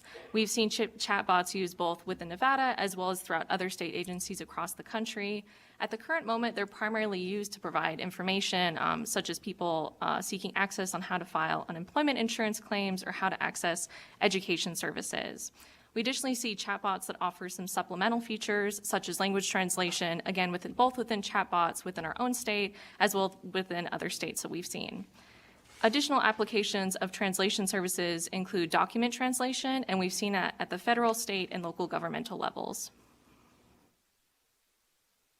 Our next category of identified uses relates to administrative processes. So here we've seen AI used to support the processing of unemployment claims as well as the processing of large data sets. In relation to unemployment claims, we have an example here from Wisconsin, in which the Department of Workforce Development utilized AI in collaboration with Google to clear a backlog of claims that had accumulated during the initial stages of the pandemic. And they cleared their backlog at least as of December 30th, 2020, getting through what had accumulated throughout that period. And the process that they utilized was their AI applied confidence scores to applications, and then staff used those confidence scores to inform final decisions. So a trend that we'll see with additional uses as well as legislation is emphasizing this idea of human in the loop and having a human assisting or utilizing AI as a tool. In addition to unemployment claims, we've seen AI be able to provide support in processing large data sets. Here we've highlighted an example in Illinois and Pennsylvania. We're seeing caseworkers use software to help filter large sets of case notes. And this is helping caseworkers flag early warning signs of opioid abuse, for example, and assisting with case transfers. Our next category of uses we identified relates to transportation.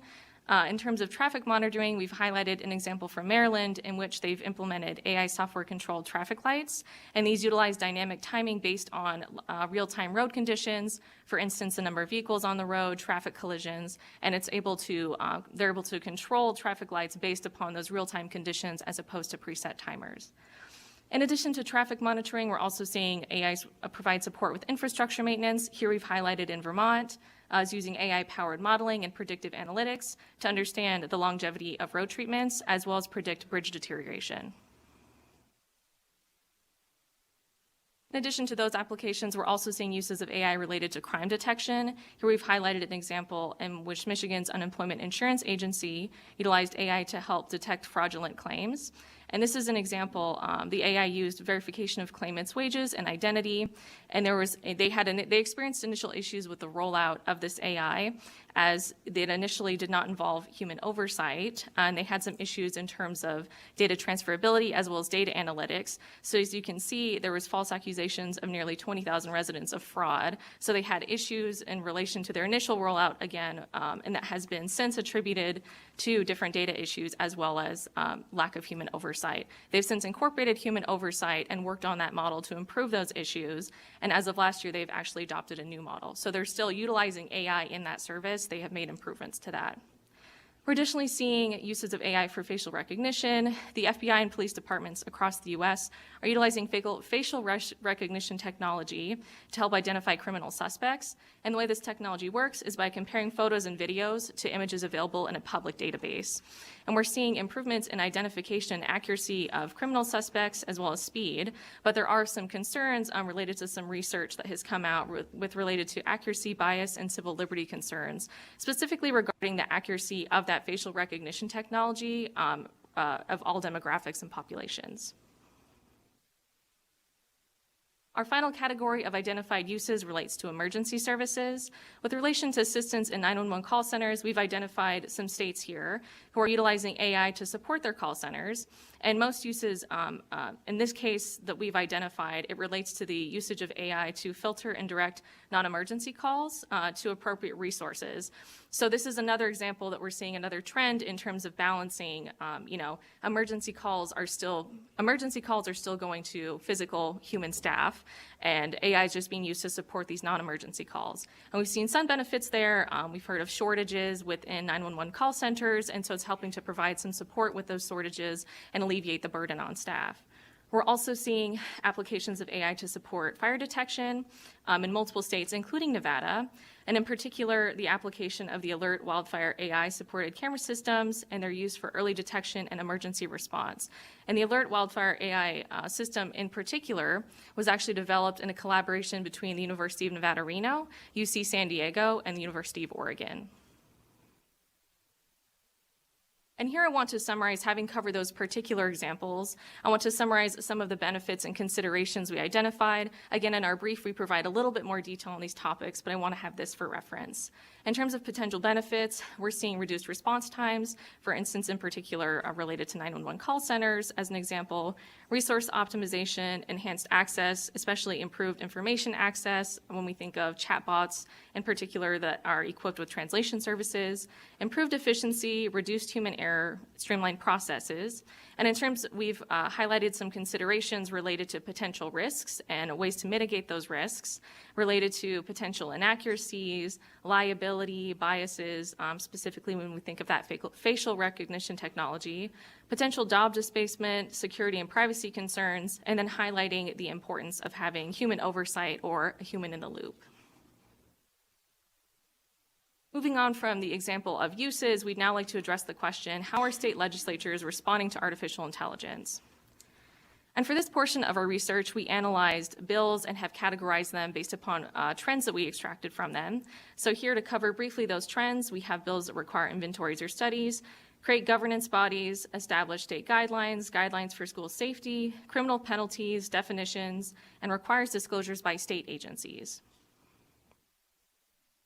Moving on to our first identified category of legislation, we have bills that require inventories or studies. In relation to inventories, we're seeing California and Texas require inventories of AI usage within state agencies. California has a specification related to high-risk automated decision systems. And in reference to studies, we have an example here of bills in North Carolina and Rhode Island. And this is another trend that we're seeing in relation to Rhode Island, requires a study of the use of automated decision-making systems by state agencies. It's a little bit broader, but the example that we have in North Carolina relates to a study to research the feasibility of using AI-generated stormwater permits. So that's an instance where we're seeing some broad research related to AI versus more specific topics. Our next category of legislation relates to the establishment of various government bodies. These are just two examples that we've highlighted. Again, our brief contains a longer list. Here we have the establishment of the Office of Algorithmic Innovation in New York, which sets standards and policies ensuring algorithms are safe, fair, effective, ethical, and conducive to promoting algorithmic innovation. And we have the establishment of a generative AI and natural language processing task force in Illinois. Another example, for instance, in New York, having that broader focus, whereas this task force in Illinois focuses specifically on two subsets of AI, generative AI and natural language processing. Our next category of bills relates to guidelines for state purchases and school safety uses. We have our initial bill example in New York, which amends state finance laws regarding the purchase of products that adhere to responsible AI standards and are contained in algorithmic decision system. And the example that we have listed related to school safety in New York, this is a bill that has some other provisions related to school safety, but the component related to AI provides for the installation, where appropriate, of security cameras supported by artificial intelligence in coordination with school administrators and local police. Following up of applications related to safety in AI, we have bills which relate to criminal penalties and definitions. Here we've identified bills which would establish various criminal penalties related to AI. The Minnesota bill relates to penalties related to the non-consensual dissemination of a deepfake, and it has clarifications in that bill ranging from misdemeanor to felony, depending upon the particular circumstances around that dissemination. And in Washington, we have a bill which would make it an unlawful discriminatory practice for a covered entity or Washington governmental entity to operate or install equipment incorporating artificial intelligence-enabled profiling in certain public spaces under specified circumstances. In relation to definitions, we have highlighted a bill here in North Dakota, which notes the definition of a person in the North Dakota Century Code does not include reference to AI, among other considerations. And this is another trend we're seeing both between uses and applications. There's a lot of foundational layering as AI is a new and evolving technology. And finally, for our last category of bills, we have bills which require disclosures by state agencies. So in New York, we have a bill which regulates the use of automated decision-making systems and requires state agencies to disclose their current uses of automated decision-making systems, as well as prohibits agencies from using unauthorized systems. In Illinois, we've highlighted a bill related to procurement, which requires a vendor who contracts for government services, grants, leases, or purchases of software or hardware to disclose if artificial intelligence technology is, has been, or will be used in the course of fulfilling the contract or in the goods, technology, or services being purchased. And this is another trend that we've highlighted related to some bills are looking specifically to study or analyze uses of AI and applications of AI in the past or current. But for instance, with this bill in Illinois, it also includes provisions related to, for instance, if you contract with a vendor and they aren't currently utilizing AI, if at some point they do, there would then be a requirement to disclose that as that evolves. And now shift it back over to Jill. Thank you. Jill Tolles for the record. So in summary, we discussed the uses in state and local jurisdictions from customer support to administrative processes, transportation and infrastructure, crime detection, and emergency services. Also looked at some benefits, including improving response times, increasing access, and streamlining processes, but then also some of the risks and considerations for this body in regards to bias and to inaccuracies and the need for human oversight. And then finally, some legislative trends from everything from inventories and studies, a trend that we're seeing across the United States, and governance bodies, as well as state guidelines and penalties and definitions, and then requiring disclosures by state agencies. If you'd like to learn more for yourself, we listed all of the sources that we turn to behind this research. So you can go to the links that are provided and also available on our website through our brief. And if you'd like to know more information just in general about this research or keep track of the new briefs as they come out, please go to gwincenter.org or use the QR code on the screen to go to our reports. And with that, we conclude our presentation and welcome any questions. Thank you. Thank you so much for the presentation and for the detail that went into putting together this report and the presentation, because I think it'll be helpful, because we've had a lot of these policy conversations throughout the session, including like 911, but then also like making sure we keep private information private. In fact, we had it a little bit earlier this morning, so it's nice to kind of see what other states are doing and have conversations about what makes sense for Nevada. I believe I have a couple questions for committee members. I'll start here in Southern Nevada. Assemblyman De Silva. Thank you, Chair. And thank you again for this fascinating presentation. I think it's one of the most important conversations that we're having here in our state and in our country is artificial intelligence and the sort of effects that it's having on our society. So I had a more tailored question dealing with the decimation of like deepfake images. It's a big issue. I'm a school teacher. It's a growing problem.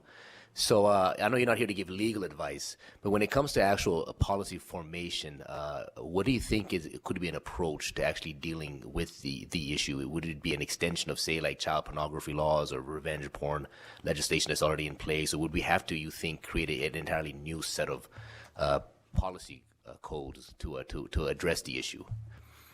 Thank you. Thank you, Jill Tolles, for the record. And you're right, there's been alarming examples, both in sexually explicit images that have been generated or images that not only the use of images, but also voice technologies to imitate individuals. And then, of course, there's growing concern over the impact that will have on our elections as we head into campaign season. And we've seen examples of where that has been misused and created harms. And so there's everything from certain security measures that are being considered from watermarking images to other types of verification tools that can be used with technology, as well as disclosures. We're seeing trends of where states are requiring that if any computer-generated image is used, for example, in campaign literature, that there is a disclosure of that on the campaign materials. And then also penalties for crimes. So everything from increasing and enhancing penalties, for example, of child-related pornography images that are computer-generated and or revenge porn, for example, being utilized with computer-generated images and in campaign use of deepfakes. Do you add anything to that? Jalen Hendricks for the record. I think that's a good point to kind of differentiate. Again, the bill that we referenced was related to the non-consensual dissemination of a deep fake, and it had some specific provisions in there related to, again, the content of the deep fake, whether that was, related to depicting sexual acts or intimate parts. But as Jill has mentioned as well, there's a variety other considerations related to deep fakes, for instance, regarding elections. And so, for instance, I know at least within that bill related to, again, that non-consensual dissemination of a deep fake under those sensitive circumstances, they had outlined specifically, again, ranging from misdemeanor to felony. Whereas I think there also was a provision in that bill related to deep fakes related to elections, and I believe that those were categorized a little bit differently. So I won't be certain exactly on the specific details, but there is a distinction in how at least different legislatures are approaching those penalties. Any additional questions here in Southern Nevada? I know that Assemblyman McCarthy is really grateful to be an AI expert. Did you have a question? No. And in Northern Nevada? Or online? Yeah. No, thank you. Well, I'm a little surprised that Senator Daley has no questions. I was really expecting quite a few. And do Senator Hansen or Assemblyman Gurr have a question? Thank you, Chair Torres. Not really a question, just a comment. It's certainly a great presentation. Helped me out. I'm just about as old as Assemblyman McCarthy, and it's really a helpful thing to see the direction this is going so that we can come up with a program, a bipartisan program that will help the state advance AI and its uses and penalize those people who use it wrong. Thank you.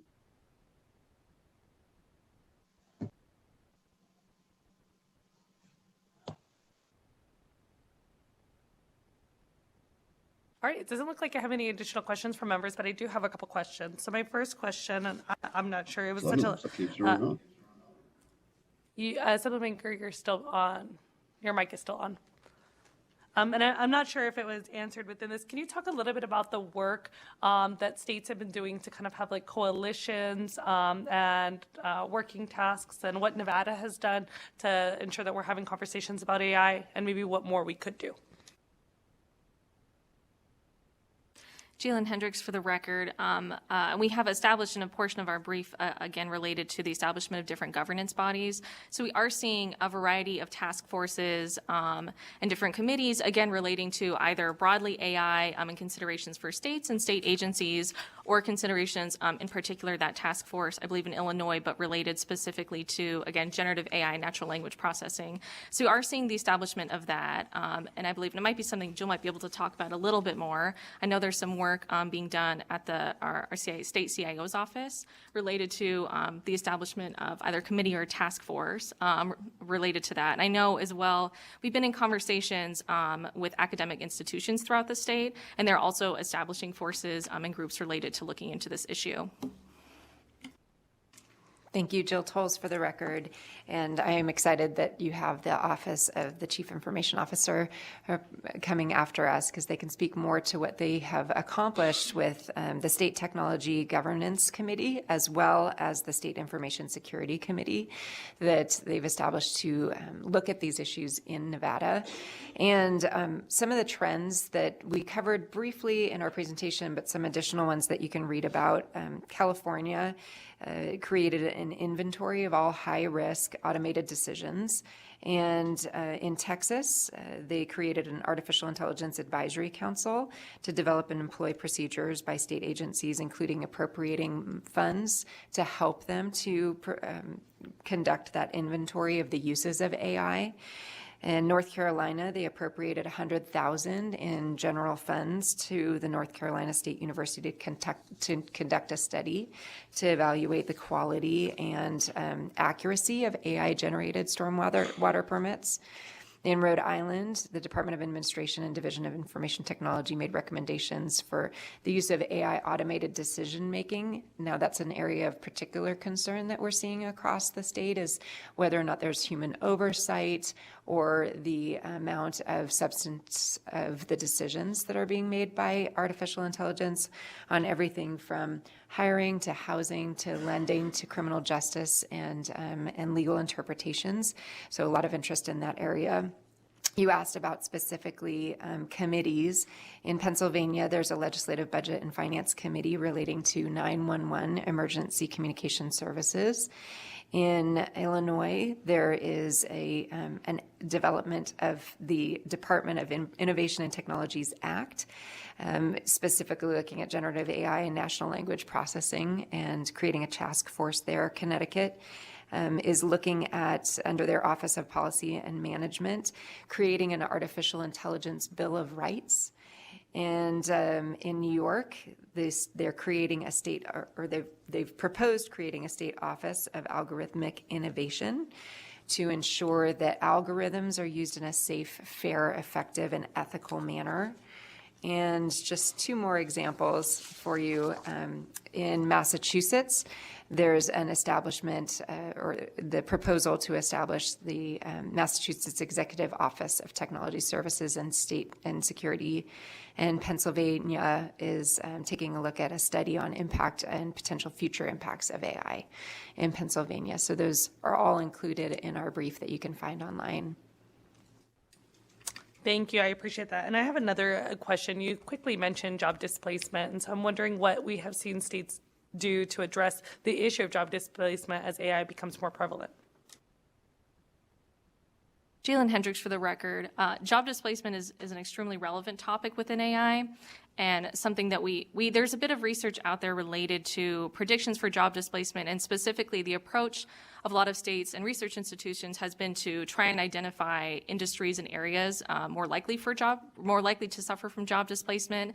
At the current moment, although job displacement is a large concern, we're not seeing as much job displacement as opposed to jobs starting to require some amount of knowledge and ability to utilize artificial intelligence in their job descriptions. So that's at least what we're looking at a little bit more in the short term, and that relates to, in the short term, again, that training and potential upskilling. In the long term, looking at potential job displacement, there may be, again, retraining or reshifting into different industries, but that's not something that we're seeing quite yet. And there would be definitely a need and interest in future analysis related to, in particularly, considerations related to Nevada. That's, again, been the approaches of different states to look at what industries they have and identify different levels of risk for job displacement. For instance, the example that we highlighted of AI being utilized in 911 call centers, that's an area in which we're seeing an example of an industry and AIs being able to come in and help support the staffing shortages experienced at a lot of call centers.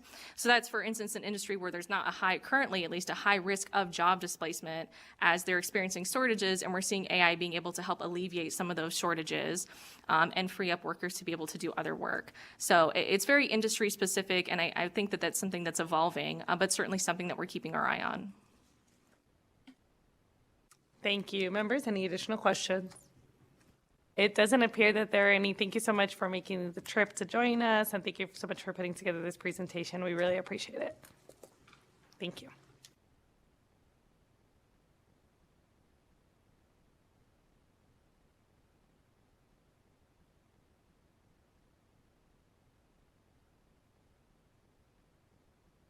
And next, we'll invite representatives from the Office of Chief Information Officer, Office of the Governor, to present.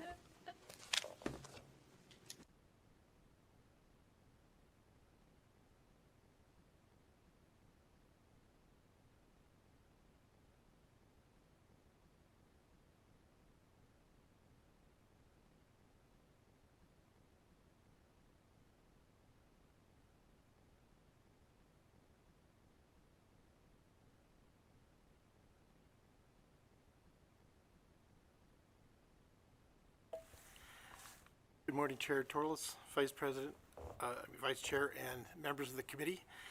My name is David Axtell. I am the Deputy CIO and State Chief Technology Officer with the Office of the Chief Information Officer within the Office of the Governor. Big mouthful, but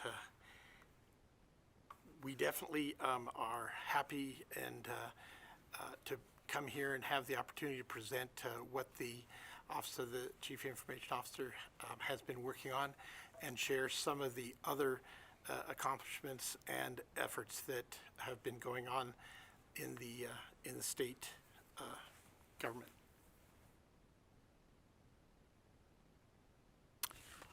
For the record, Michael Hanna Boutros Myring, Chief Communication and Policy Officer for the Office of the Chief Information Officer within the Office of the Governor. That is a mouthful. I'm also the chair for the Emerging Technology and AI Working Group within the State Technology Governance Committee. Thank you, and we're very excited to present today.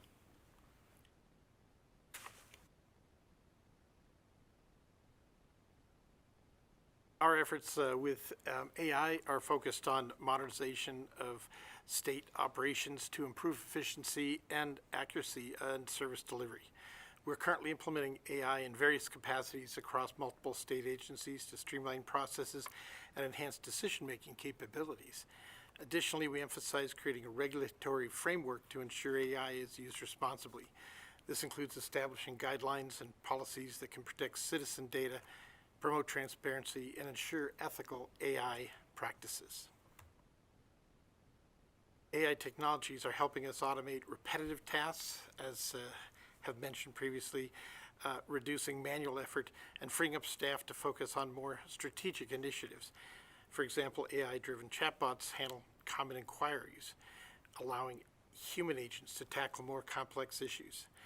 We're committed to governance model that ensures compliance with relevant regulations. This involves audits, compliance checks, and collaboration with legal and ethical advisory bodies to maintain the highest standards of operations.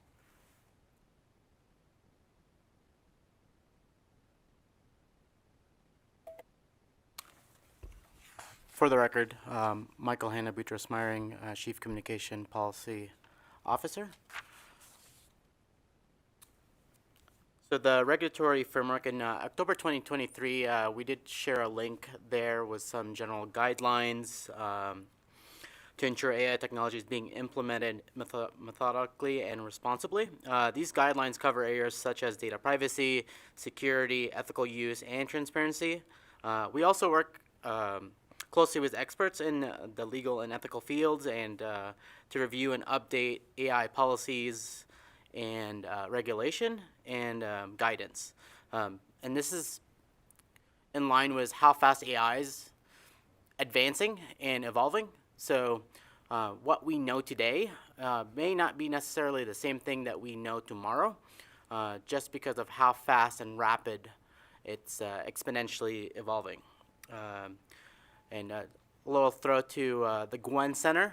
They actually did help communicate out what AI is over at a AI summit that was hosted here in Carson City earlier in the year, which had a lot of great feedback, and will continue that scope. On a notable example, Jill Tolles from the Gwynn Center did mention some of those examples here in our state, Silver State, Nevada. The Department of Employment, Training and Rehabilitation, where generative AI is enhancing the unemployment claims, which received national recognition. This technology helps analyze the claims data more quickly and provide interactive guidance to users, improving both efficiency and user experience. We also have pilot programs in various areas, including traffic management, where AI optimizes traffic signals to reduce congestion, and public health, where AI analyzes data to predict and respond to health emergencies more efficiently.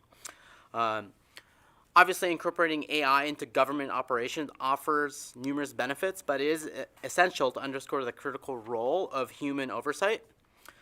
Human oversight ensures that AI systems operate within these ethical boundaries and align with public values. This oversight is crucial for several reasons, and I will retain them to 4. Preventing errors and bias. Human oversight helps identify and correct errors and biases in AI algorithms, ensuring fair and equitable outcomes. Second, maintaining accountability. It ensures that there is a clear line of accountability, which is necessary for public trust and transparency. Third, ethical decision-making. Humans can make ethical judgments that AI systems may not be capable of, especially in complex situations where moral considerations are paramount. Lastly, the last point I want to make regarding that is adaptability and responsiveness. Human supervisors can adapt AI applications to new information and changing environments, ensuring that the technology remains relevant and effective. As a reminder, AI is a tool, and it needs to be taught how to use that tool, and that's kind of the primary focus there.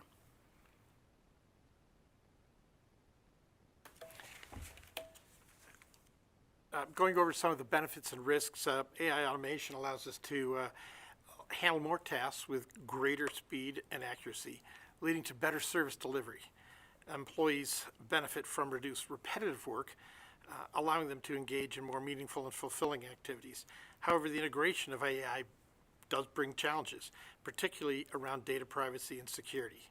We address these by implementing robust data protection measures, regular security audits, and strict compliance with privacy regulations, and ensure sensitive information remains secure. In this vein, we recently, our CIO has recently added a function, the Chief Data Officer for the state. Many agencies have various levels of data maturity, but up till now, we have not had a statewide view on data, and that is something that the Office of the Chief Information Officer is bringing to the state to bear. We're providing continuous education and training for our workforce to adapt to AI. As Michael said, AI provides tools, but without the training, it's challenging to ensure that we get what we want out of those tools. This includes workshops, online classes, hands-on training sessions to keep our staff up to date with the latest AI developments.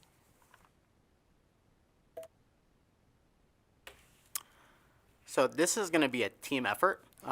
So AI is new. It's fairly, from a bird's eye view, monstrous, but it could be used for good just as equally for bad. So as a team, sustained legislative support is vital for the success of our AI initiatives. This includes providing necessary funding and enacting policies that support the ethical and effective use of AI in government operations. We need continued investment to scale our AI projects and ensure they are implemented effectively. Supportive policies will help us navigate in challenges of AI adoption, ensuring we maintain public trust and achieve our strategic goals. These type of decisions shouldn't be ever done in a vacuum. That's why, for example, our Emerging Technology and AI Working Group, we have members across state agencies that contribute. We have one important thing that is very sticky. We had from last week, Lieutenant Colonel Nikita Balakov mentioned that there's other states implementing this, and their efforts shouldn't just be going to waste. Let's look at other states. Let's meet with other states and figure out what are they doing and what they're finding successes and what their challenges are. That way we could build off what their challenges are and discover our own challenges and help feed the solution that we need all as a collective group. So, in conclusion, in summary, AI has the potential to transform state government operations by improving efficiency, accuracy, and service delivery. Our current AI applications, such as those in DEETR and other pilot programs, are already showing promising results to fully realize the benefits of AI. We need your continued support. This includes not only financial investment, but also your commitment to policies that foster innovation and ensure the ethical use of AI. Thank you for your time and attention. Let's continue to push the boundaries of what's possible together, making Nevada a leader in smart government operations. And we will open the floor for questions from the committee. Thank you. Members, any questions? Assemblyman De Silva. Thank you, Chair. Again, thank you for your presentation. I had just a quick question. There was a mention of a task force that was in place. Just a quick question. Who's on that task force, and what kind of issues and concerns are you guys addressing on that task force? Thank you. Thank you. For the record, Michael Hanna Boutros-Myring, Chief Communication and Policy Officer for the Office of the CIO. So that we have a Emerging Technology and AI Working Group. That is a working group under the State Technology Governance Committee. The first thing that we addressed in our identifying the needs of how to approach this, the first thing that we discovered is a foundation of understanding of what page we all need to be on. So the lack of definitions regarding this new technology was very apparent right off the bat. So our first focus, our first milestone is clearly finding all the definitions that are needed to help shape what we need to regulate. Like examples, defining what is synthetic content or data.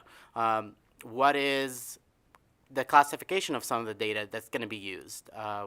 What is improper use? So there's a list of definitions that are, we're using examples from other states. One executive order from, I believe, Maryland has a very great example of what to look at, and that was something that we discussed. And we're also looking at several states and see what is being proposed and what other definitions are out there. And in regards to the members, there are a total of 9 members. I can follow up and get that list for you if you need it. Thank you. Members, any additional questions? Do I have any for those on Zoom or in Carson City? I have one. No, Madam Chair. I have one. Go ahead, Senator Daly. Thank you. She remembered my title. See. So, and this is maybe just a off the wall type question. I asked the same question in Ledge Ops when we had a presentation on not as in depth as we're having today. We just had one presenter about taking minutes and various things. So you guys looking at how to kill AI when it loses control? I say, if you ask AI how do we kill AI, I'm afraid of what the answer might be.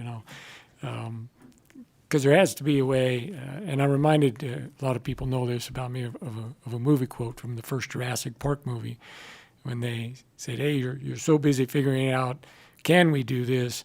You never stop to ask the question, should we? And then he went on to say is that the type of control that you're trying to implement here is just not possible. And I don't know if we've asked that question properly. How do you kill AI once it becomes conscious and you lose control of it? Has anyone asked that question? And I don't think it would be a crime to kill AI. That's a great ethical dilemma.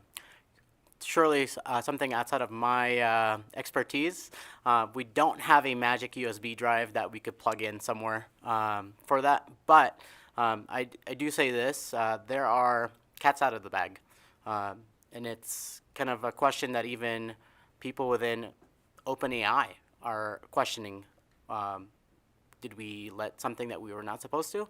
I do not have the answers for that, but it's out there, so we need to figure out what our next steps are. And I think that's the next best foot forward regarding this. David Axtell, for the record, Chief Technology Officer. I think one of the key areas is not especially how to kill AI, but how we can monitor it and how we can guide and direct where it's going.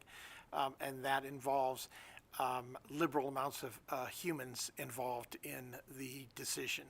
And it involves investment on learning what's possible and being able to identify how we're going to use it for good, because as Michael says, the cat is out of the bag, and it has such a huge potential to help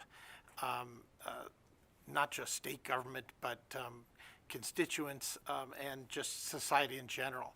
And I think it's important to understand how we can control at some extent the proliferation. But I think the key area is to just make sure that we invest humans in the process at all different levels. Thank you.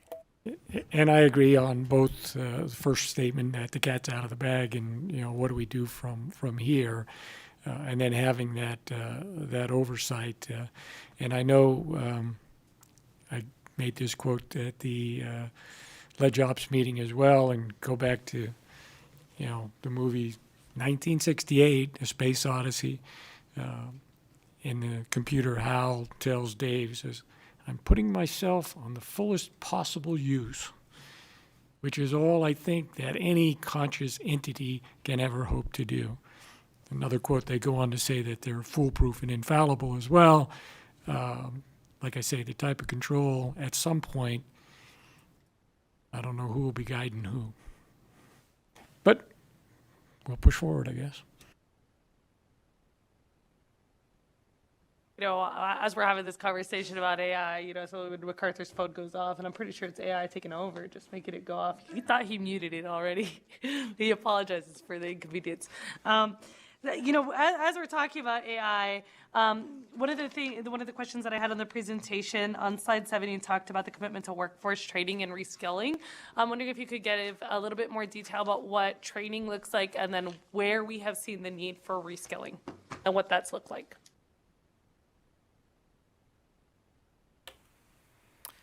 So as a state, so there's, with a new tool being introduced, there are some known resources today that, at least at an all-state employee level, have some ability to access some AI training. The one caveat to that is how fast AI is evolving, and the content and the training that needs to follow suit. I'll be honest, I don't think it could quite catch up to how fast this technology is advancing. So that is a challenge, and we are, that's why part of the AI work group, we are trying to discover what we need to do next and figure out what are the best tool sets and what are some guidelines to help shape some of the training for all our employees. There are several free resources. I mean, I would casually look online and find some resources, but again, as fast as this is evolving, some of the training, it could be a day old and it could be outdated. So that's some of the challenges with something that is quickly evolving as fast as it is. Thank you. I think that's helpful. Oh, is there more? Go ahead. For the record, Dave Axtell, Chief Technology Officer. One of the things that I would add is that we have actually drafted within the Office of the Chief Information Officer some guidelines and guardrails. Michael mentioned that we published something in last October, and I think one of the things we're looking at is how do we train people to use AI.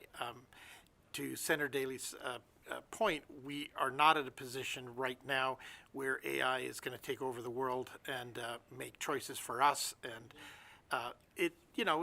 anything's possible, but I think as long as we continue to increase the knowledge and the guardrails in using AI, we'll be in a better position to be on the right path and not on the Terminator path. So that's kind of where I think we will be going and where we need to look moving forward. Thank you. Additionally, you know, I on one of the last slides, on slide 8, you talked about the importance of continued legislative backing. I'm just wondering if you could give more detail about what that looks like, or what you all think needs to be done by the legislature in order to support the work that the Technology Governance Committee is doing.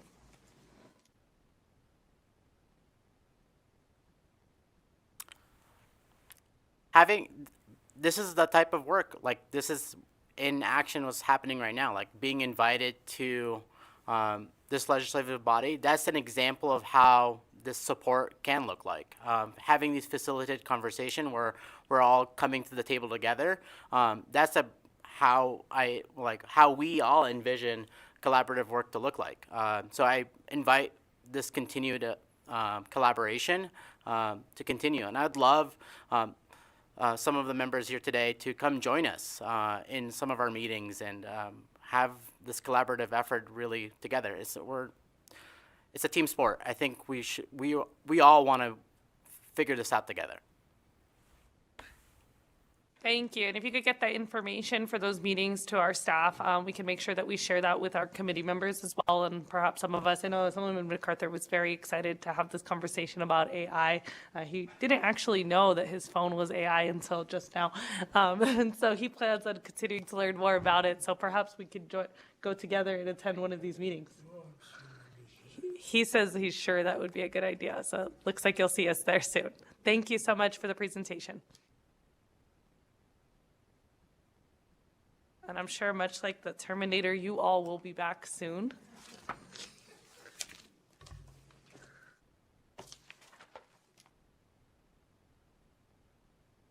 All right, and our next presenter on this topic is Heather Korbulek from Get Insured. She's down in Carson City, so whenever you're ready, you may begin.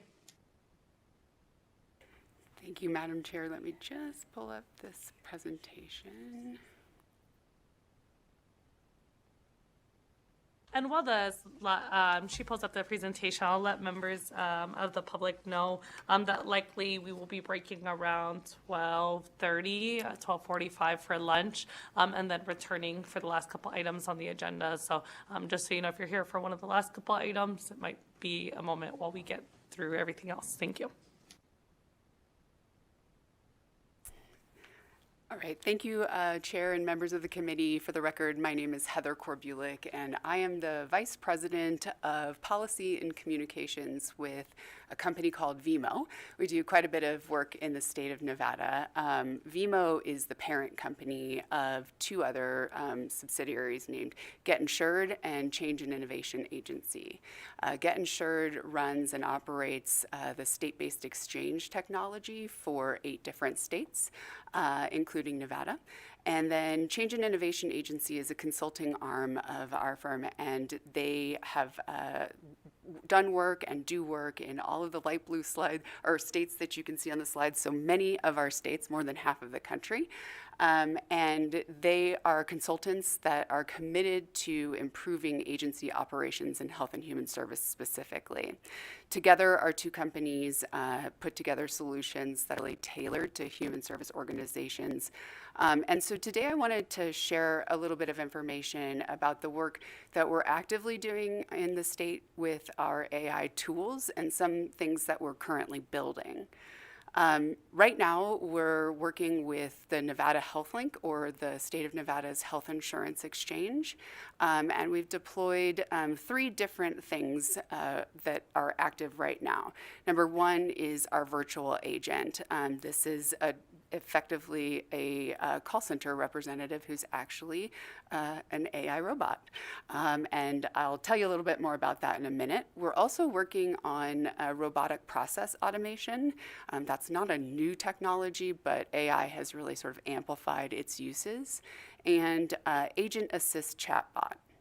So in terms of the virtual agent, the first time that we've deployed or put into production this was during open enrollment period, which started in November of 2023.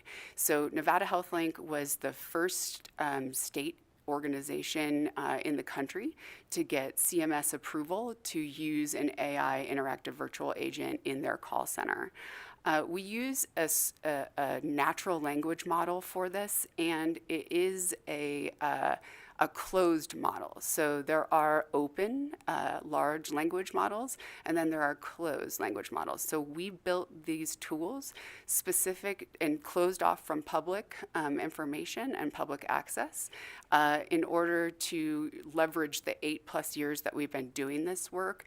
And we trained the robots entirely ourselves based on all of the policies and rules that we know about and the most common call or reasons for people to call into our call centers. We narrowed our use cases and really just wanted to sort of pick the lowest hanging fruit. And so we helped Nevada HealthLink use the password reset or to choose the 3 most frequently called cases: password reset, unlock your account, and activate your account. And we were able to answer and satisfy up to 15% of all calls through the virtual agent. That's a huge number during open enrollment periods. Just for your information, there's a lot of phone calls that come during that time of the year. I'm really proud to say that Nevada HealthLink was able to win an award for that deployment. And I do want to just mention that anytime throughout a call during normal business hours, a caller can get access to a live agent. So that is an option that is available throughout the entire call. We're really happy that this is something that offers the ability to get your most frequently asked questions addressed 24/7. And in a state like Nevada, where people work, kind of uncommon hours, that's a really critical component. In terms of robotic process automation, we're working on putting together different use cases, but in exchanges, there are an enormous amount, and in Medicaid, there are enormous amounts of pieces of mail that come to our organizations. And so what we've been able to do with robotic process automation, both for some of our Medicaid clients across the country and then in Nevada, is work on finding or training a robot to process that mail, to read it, and then to recognize what it's relative to, and then to address it in the system. So that's been a real time saver, and it allows, in the states that we're doing this work in, it allows the workers to be free from tedious tasks and allows them to focus on those more human-centered, more complex tasks. So this frees up and augments their abilities. With our Agent Assist bot, I'll just share that the seasonal call variance that happens in call centers, specifically in an exchange landscape, is incredibly dynamic, and it fluctuates. It's almost impossible to staff with humans to the peak calls that happen during open enrollment. So what we've been able to do is to find a way to rapidly train call center employees with a chatbot that will also help them while they're on a call, and it will allow them to, or it'll provide them with the most applicable information related to the call and answer that question as effectively and efficiently as possible. We do have a few things in progress right now that I wanted to share. We're working on putting together a quality assurance and control bot that basically listens to, right now, we use humans to do QA on our call center calls, and we select a few or a randomized sample, and then we do QA, and we use that information to train up employees or to improve our policy manuals. Now we're building a bot that will be able to analyze and listen to all calls, and that'll rapidly be able to tell us which CSR or call center representatives are doing a great job, who needs more training, and where we need to really kind of streamline our IVR or other great improvements. The other thing we're doing for a state that we work with is putting together policy manual AIs. So we're taking these giant documents, for instance, Medicaid manuals, and making them searchable, and then allowing for robots to identify and make necessary updates with federal or state rule changes.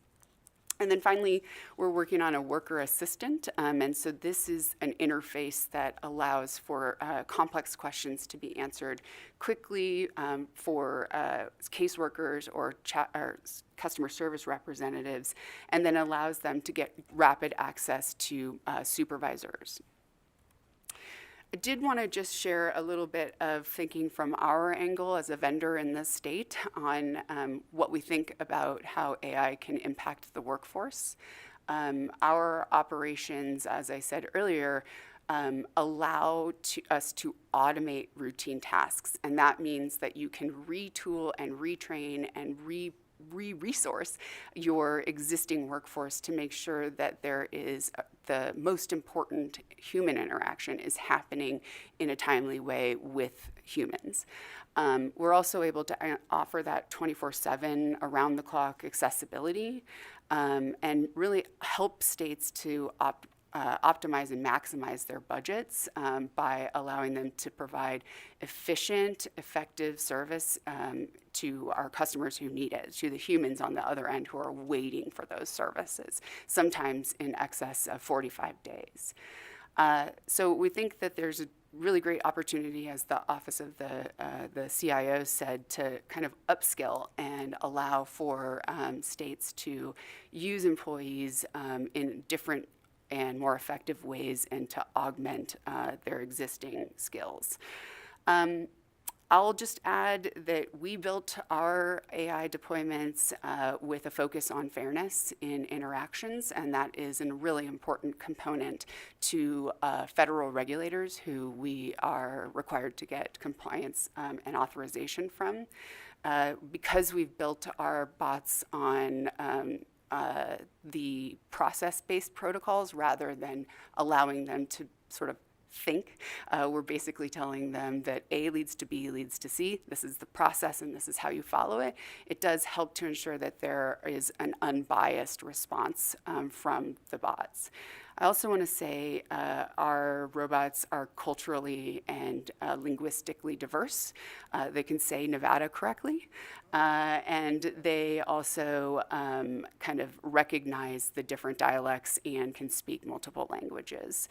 I will skip ahead and just say that as a vendor working in the state of Nevada, we really encourage the legislature and state agencies to help us understand, put guidelines around things, tell us what the ethical framework is from your vantage, and then bring us to the table. We have a lot of experience in different states and can lend a perspective on what tools are out there and what will work for the state in the short and the long term, just at least from our perspective. So we want to be held accountable. We want you to think about how to build scalable and sustainable solutions, and we'd love to be at the table for that. And I'm very happy to answer any questions. Thank you, and thank you for making sure that AI is pronouncing Nevada correctly. I know that's of utmost concern to this committee and to our fellow Nevadans. Members, any questions?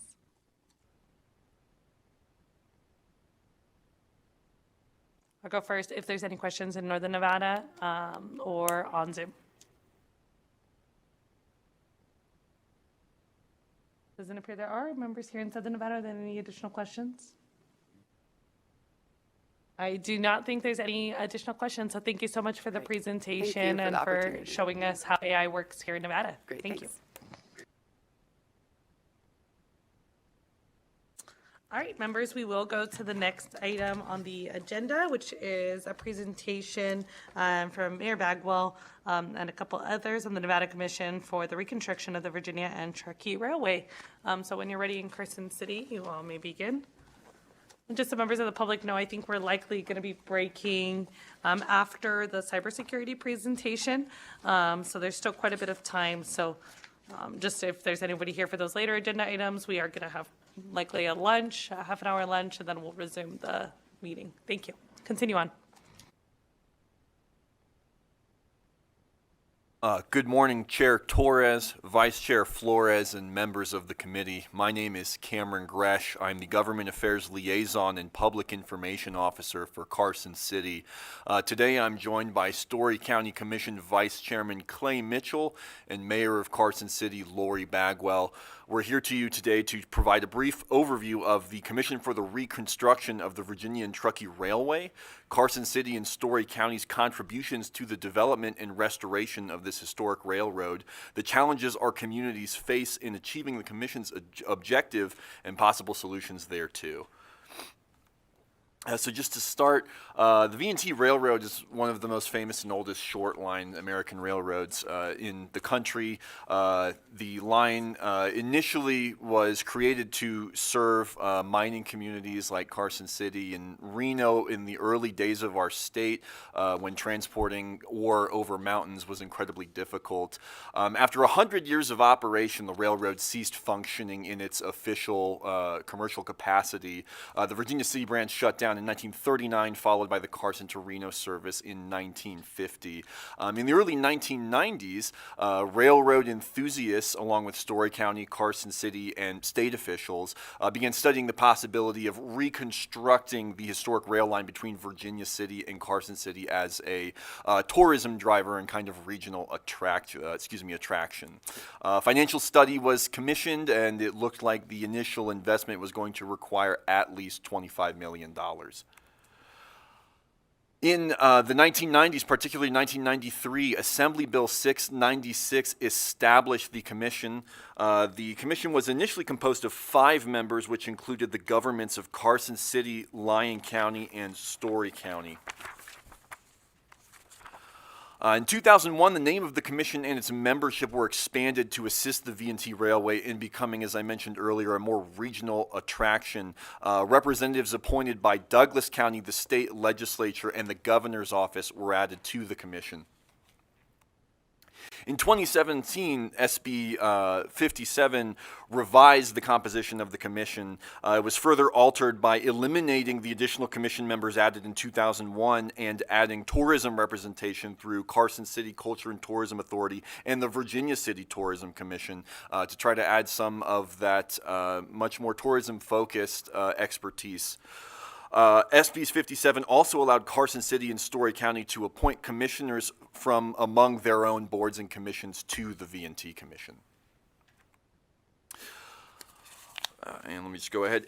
AB 696 provided each participating governing body with different ways to fund its obligation to invest in the railway's reconstruction. These options can be summarized to allow the issuing of bonds and the imposition of taxes on things like rental lodging, retail sales, and property taxes. Participating entities in the commission have the option to combine any one of those methods to fund their obligation to the railway.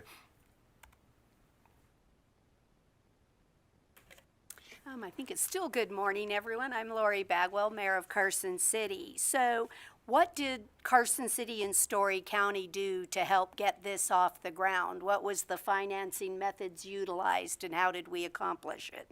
So first of all, Carson City provides the legal services to this committee. In 2002, we increased our room tax rate by 2% to be able to pay for capital costs, including construction and administration, and retirement of some bonds for that reconstruction project. In 2003, we issued a $4.1 million in room tax bonds for that project, which is being repaid by that 2% increase we did.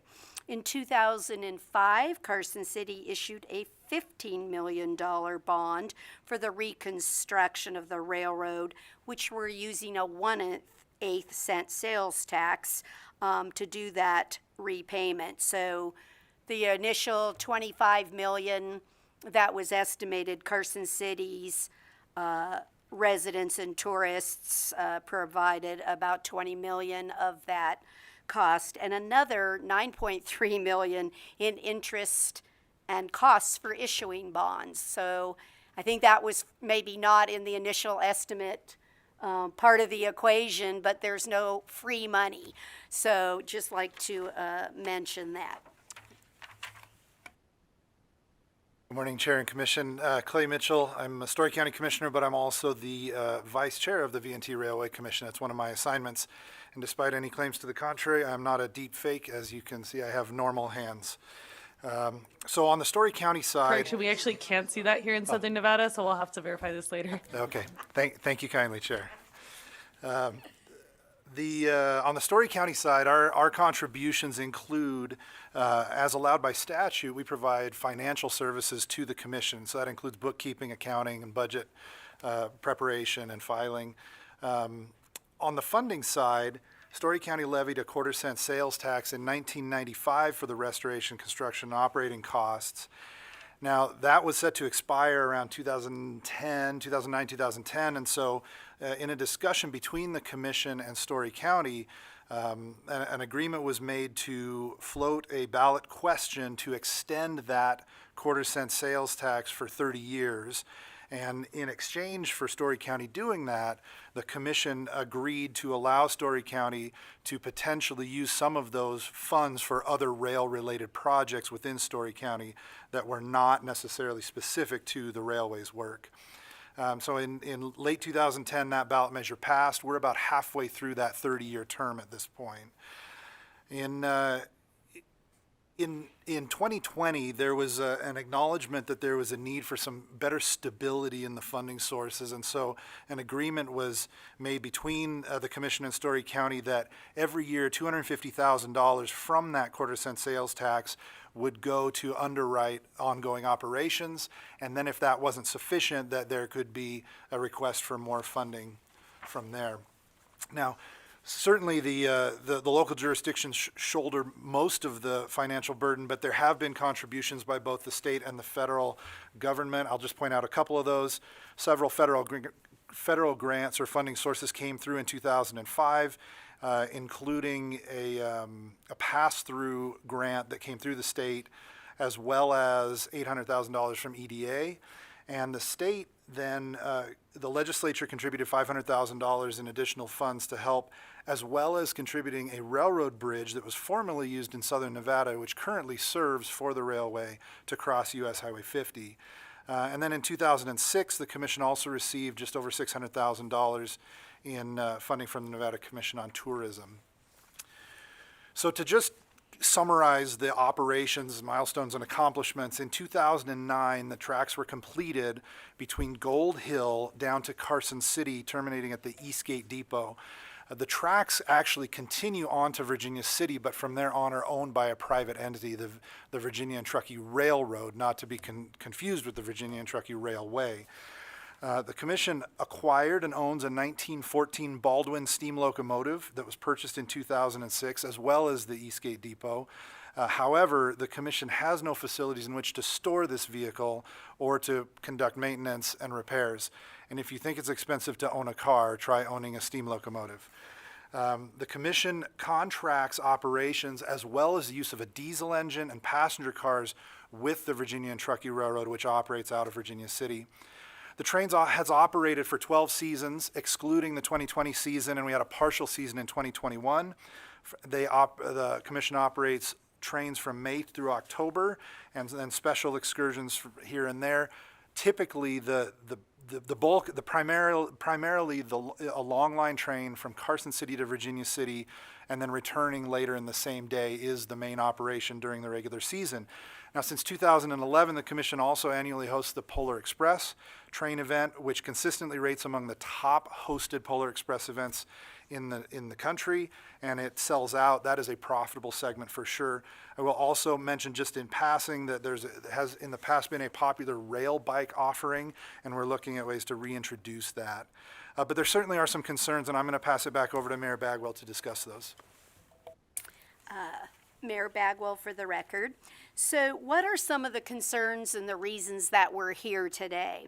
So Carson City and Story County are in the position of trying to manage a business. It's an enterprise that is centered on tourism, but we have no clear path for growth of the railway future. We have neither rolling stock, nor besides that engine, we have one, no storage, shop, or repair facilities. With the help of subsidies from Story County sales tax and Carson City room tax, the railway is not operating at a loss. But the governments of Carson City and Story County do not have the means to complete the project as originally envisioned. The tourism revenue that is provided by the railroad in its current state isn't enough to offset the costs of maintaining the aging structures or operating the historic locomotives. Carson City's obligation is almost complete, and even so, the economic benefits that were initially projected have never materialized.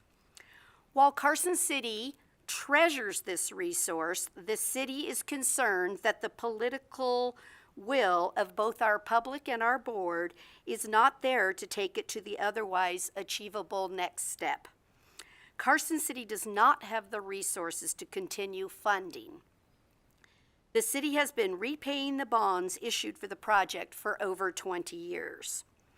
With our growing infrastructure needs for roads, courthouse improvements, juvenile center needs, continuing to fund the railroad at this level is untenable. Because there is also no staff assigned to this commission, it has to contract out for all of its services, as well as dedicating many of the hours of our legal teams for us and financial teams for Story County.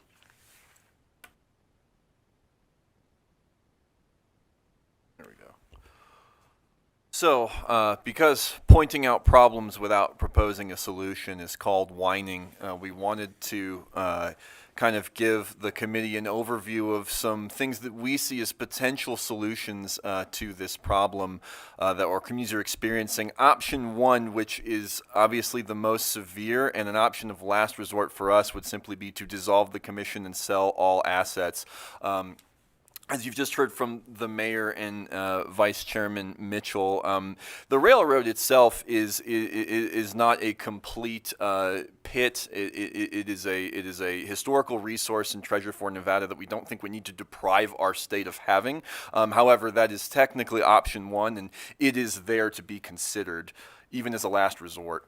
Option two. Provision of additional appropriations to maintain dedicated professional staff for the commission. As the commissioner just said, the amount of time spent by what are otherwise local governments with much more stringent obligations to their constituencies is quite severe. Simply having staff, as other commissions in the state do, will alleviate a lot of burden and assist Story County and Carson City with continuing to meet its obligations to the commission, if that is, I guess, a preferred method. And then finally, we have option three here, the reversion of the V&T railway infrastructure and assets to the state of Nevada. As the mayor pointed out in part of her testimony earlier, we are local governments attempting to manage what is really a regional tourism enterprise business. This is incredibly difficult to do, I think, for local governments. The state of Nevada, particularly the Culture and Tourism Department, have experienced personnel and the time to really manage a historical resource in a way that we feel would simply be much better and more effective than two local governments. And in this method, the state would be inheriting a well-maintained and nearly profitable rail network that could complement existing state-run facilities and also part of a wider regional tourism push for the northern half of our state. And so anyways, we didn't want to take up too much time. I see I'm at 14 minutes and 30 seconds. So with that, we'll go ahead and open it up for questions. That concludes our presentation. Thank you very much. Thank you for that presentation. Members, any questions? I'll go first to the Nevada and Zoom. Are there any questions?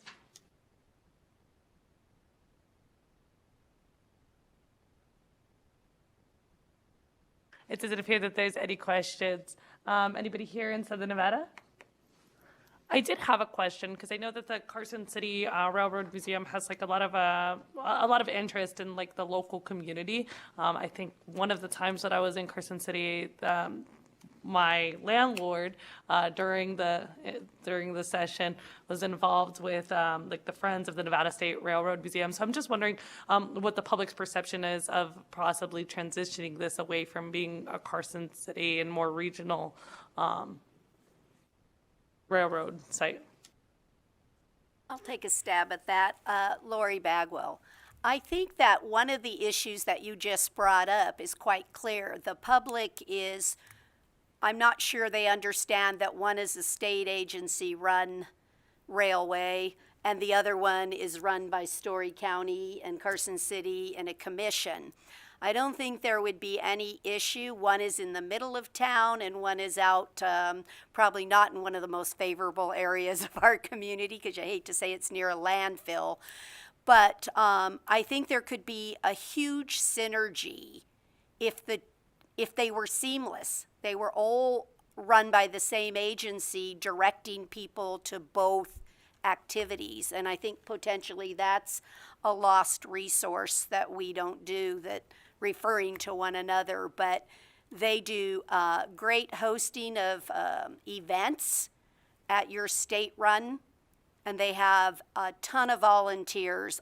Last time I heard, they had over 100 volunteers that help maintain that railroad, and they were just operating on Memorial Day and doing that. So it's very popular. I know they had a big steampunk event a year or two back. So it's just well done, and I don't think the community understands the difference between the two. Thank you. And I don't know if you're familiar, and actually if you're not, maybe Sylvan is, but I know that Elko has a train too. And so is the proposal to have like a model that's similar to what Elko has for their train, or is this completely different?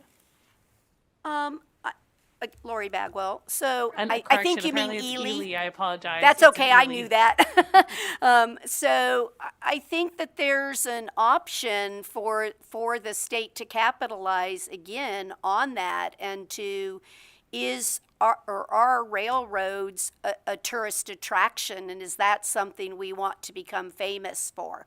Right, as something that we say you can catch the railroad in Ely, you can catch the railroad in Carson City.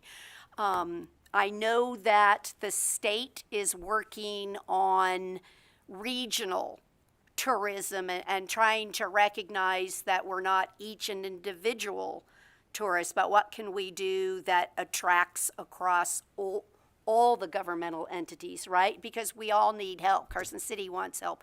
Elko wants help. Elko, I know, is working in the airport arena, but I think you're onto something there, that anything we could do to consolidate across all regions would be an excellent idea. Chair Torres, if I can add on to that, Clay Mitchell, Story County. One of the key differences in the structure between Ely with the railroad that they have out there and the effort here with the V&T is that the railroad out there, when it was turned from a working railroad into a tourism attraction, was basically a complete system. And so they had all of the rolling stock, they had buildings, they had repair equipment, they had everything. And this is an effort to reconstruct a historic railroad that had basically fallen out of use and been taken apart. And so we see a real economy of scale with being able to work back and forth between the State Museum and then having a significant length of track that could run the equipment that's in the State Museum potentially and really could support each other. But in several ways, it's different in the basic structure with what's going on out in Ely.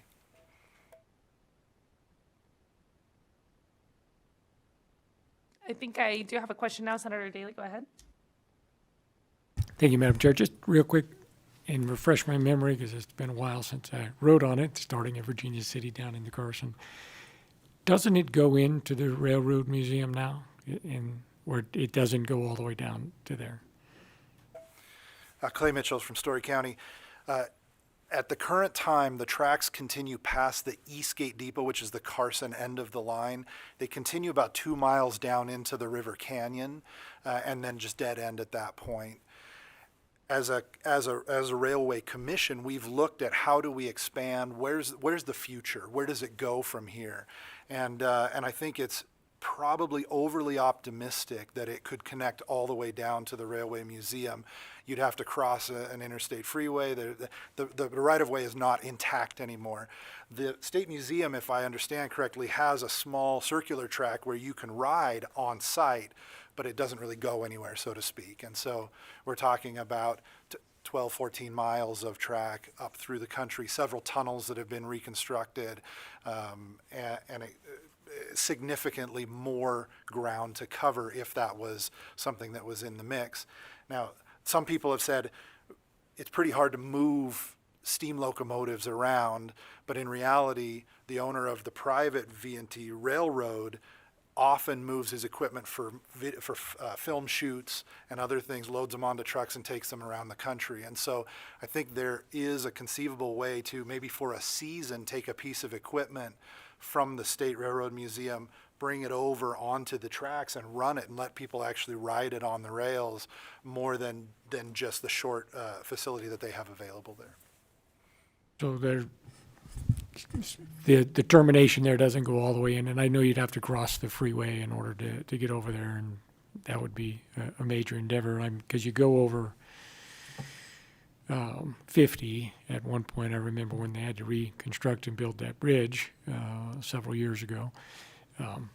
Just looking at that, and I know the whole Railroad Museum is just one little piece of what they have in Ely, which is then a separate foundation for where they really have the track and the trains. The museum doesn't have anything out there, but the museum in the north here does.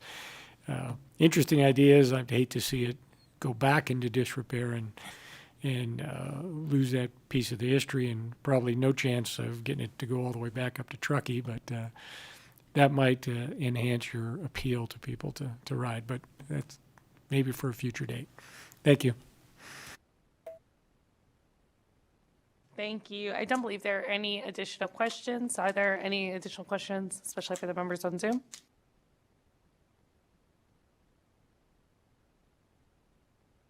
Doesn't appear that there are any. Thank you so much for taking the time to present and reaching out about this issue. We look forward to continuing to work with you soon. Thank you. At this time, we'll go ahead and go to the next item on the agenda, which is an overview of the cybersecurity coordination efforts in state and local government. So I will invite the representatives of the Nevada Office of Cyber Defense Coordination, Department of Public Safety up. Thank you. When you're ready. Thank you, Chair.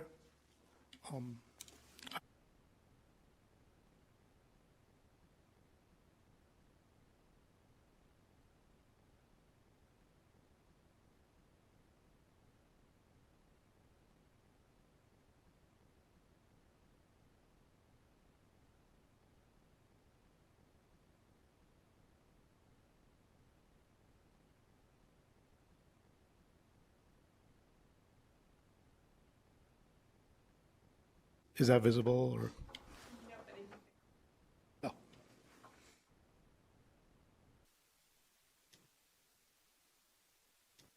Ah.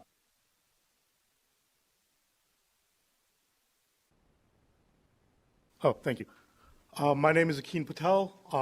I'm the administrator for the Office of Cyber Defense Coordination. I want to thank the committee for inviting me here to present today. I'm a pretty informal presenter. This slide is just like a standard. I usually invite interruptions, but I don't know if that's allowed here. But I come from a technical background, and sometimes I'll use technology or terminology that's not everyone's not familiar with. So I do invite people to ask for clarifications as needed. A little bit about the OCDC. We are the main interagency cybersecurity group for entities within the state within our state. Our responsibility is to coordinate cybersecurity across all SLTT entities in the state. We don't have operational cybersecurity responsibility for any one group, which means that we don't actually manage any computer systems directly. What we do is we work with every IT and cybersecurity group in the state to make sure that everyone is on the same page regarding cybersecurity, that resources are being met, and where we can to share resources and share abilities and share information to make the overall cybersecurity posture of the state better. We have a few guiding principles that we work by, which is we work on helping identify areas of concern within IT infrastructure. We work on helping to identify and eliminate cybersecurity threats in both public and private sector. We are looking to create, to maintain incident response teams and the relevant plans and policies and procedures to minimize impact to the population and minimize disruption of services for the state. And we're working to create a statewide cybersecurity communication, collaboration, and information sharing network, improve the creation and development of the cybersecurity workforce, assist DPS in cybercrime investigations, and help in creating a statewide cybersecurity plan. That's probably the last time I'll be reading directly from the slide. I just want to get that out there. So for that, we have a few objectives that we kind of focus on as an organization.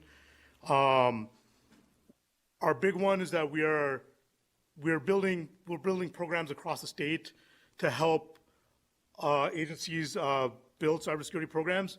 Some of our groups across the state are very well resourced and have very mature cybersecurity programs, and others do not. there's a very wide disparity in the level of cybersecurity posture across the state. What we do is we kind of help the groups that are not fully mature get up to a higher level, and to help coordinate with the groups that are more mature so everyone can kind of benefit with the efforts that's going on across the state. A big part of that is taking advantage of economies of scale. We work on buying tools and software at a larger bulk license, and then like helping share that out across the board so that people can kind of take advantage of better buy prices for larger buy programs when they wouldn't need it for their own group, but we can kind of take advantage of that by consolidating a bunch of groups together. We're working to strengthen cybersecurity communications and relations. A lot of cybersecurity has traditionally operated in a vacuum, which is very problematic because a lot of the attackers do not operate in a vacuum. And when an agency is attacked, they're often not the only one that's being attacked. I've helped build up a community and a network of information sharing so that groups that are getting attacked will actually share that out with everyone else in real time. And it's kind of useful for everyone across the board to see an attack coming in and be able to block it realistically very quickly before they actually these attackers span out across multiple organizations. Organizations focus on different areas as priorities, and they develop policies and resources to focus on those areas. And we've helped coordinate sharing for that so that if one group is developing like an AI policy, for example, and another one is working on like password policies, they share it out, and like both groups can take advantage of both those policies that are developed together to kind of reduce the workload on these very resource-strapped teams. We're working with the Nevada System of Higher Education to create a cybersecurity workforce development program. Specifically, right now, we're working with UNLV to create a program where their students can actually gain real-world experience working with a lot of the government entities across the state to actually work hands-on on cybersecurity projects and gain real-world working experience before they enter the workforce to actually bolster their resumes and their ability and job prospects, as well as benefit the state in terms of getting some sort of resource aid and staff augmentation in the process. And we're kind of working on building up our group to support all these duties and functions. So our current staff, we only have 3 folks. We have me, I have a cyber threat intelligence analyst, and a cybersecurity engineer who's working on building out some of the tools that we're using to share out. We have a vacant position for an administrative assistant, but we don't have the budget to fund that position. I want to do a quick summary of some of the threats that we've seen in the last year alone. For the state, this is just some of the high-profile threats, not a comprehensive summary. And I pulled from a bunch of different types of attacks. A few organizations, Harry Reid Airport, Nye County, and the Truckee Meadows Water Authority have seen what we call business email compromise style attacks, where the attackers will send in either cleverly crafted emails, which we call phishing, or just malware attached to malicious documents that they send in, which then creates an attack, which creates an incident because malware gets into the network or credentials are compromised, and attackers can use that to gain access into the network. We have seen the city of Reno have an issue with cyber squatting domains. Cyber squatting is an instance where they will register an email domain that's very similar to a legit email domain. In this case, they register cityofreno.com with, I think, a tilde over the end, and basically duplicate the page so it looks like a legit site, but they're stealing the credentials of anyone that tries to log into there. And then they'll send out emails with links to that site to make people go there. We've seen ransomware come in. UMC was a big example of that. I think we had an issue as well with the Clark County School District. Was a major ransomware threat. And then we've seen state actors attack, which is a targeted attack by a foreign nation. And in this case, they attacked the state HR system. And that attack was seen as well. to try to actually gain some sort of advantage to the other country over the U.S.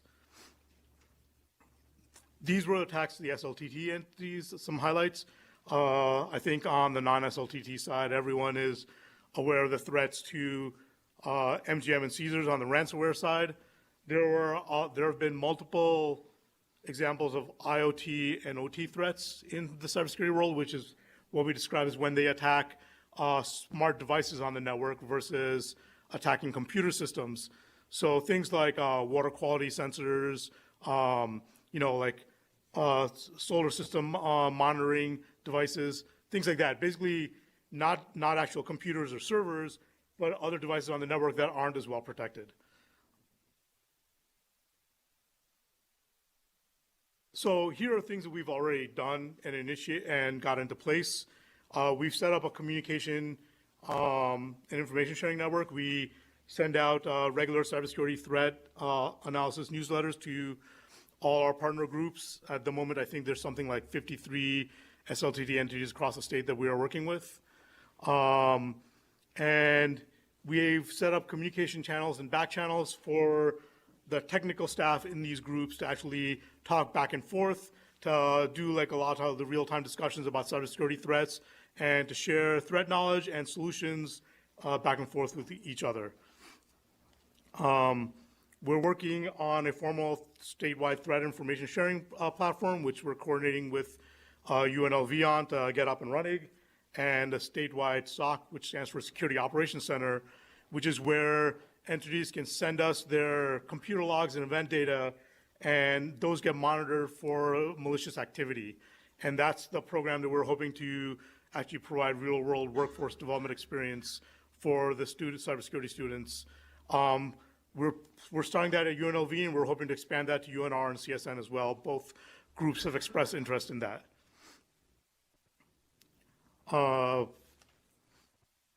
Some of the support services we already have in place. We have partnerships in place with a bunch of groups to provide support during incidents, where when there are cybersecurity incident is detected at an organization, they can reach out to us for help in dealing with it if they need it. And we're working on doing cybersecurity assessments as well, and partnering with groups that provide those to help organizations get a better feel for what their cybersecurity posture is and what they need to do to improve it.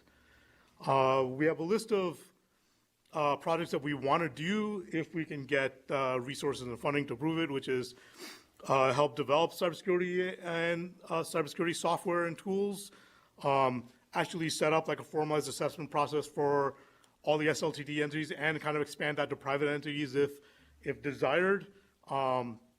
Right now, we don't have the resources to offer any assistance to private entities, even though that's within the scope of our statutes, of our NRS statutes.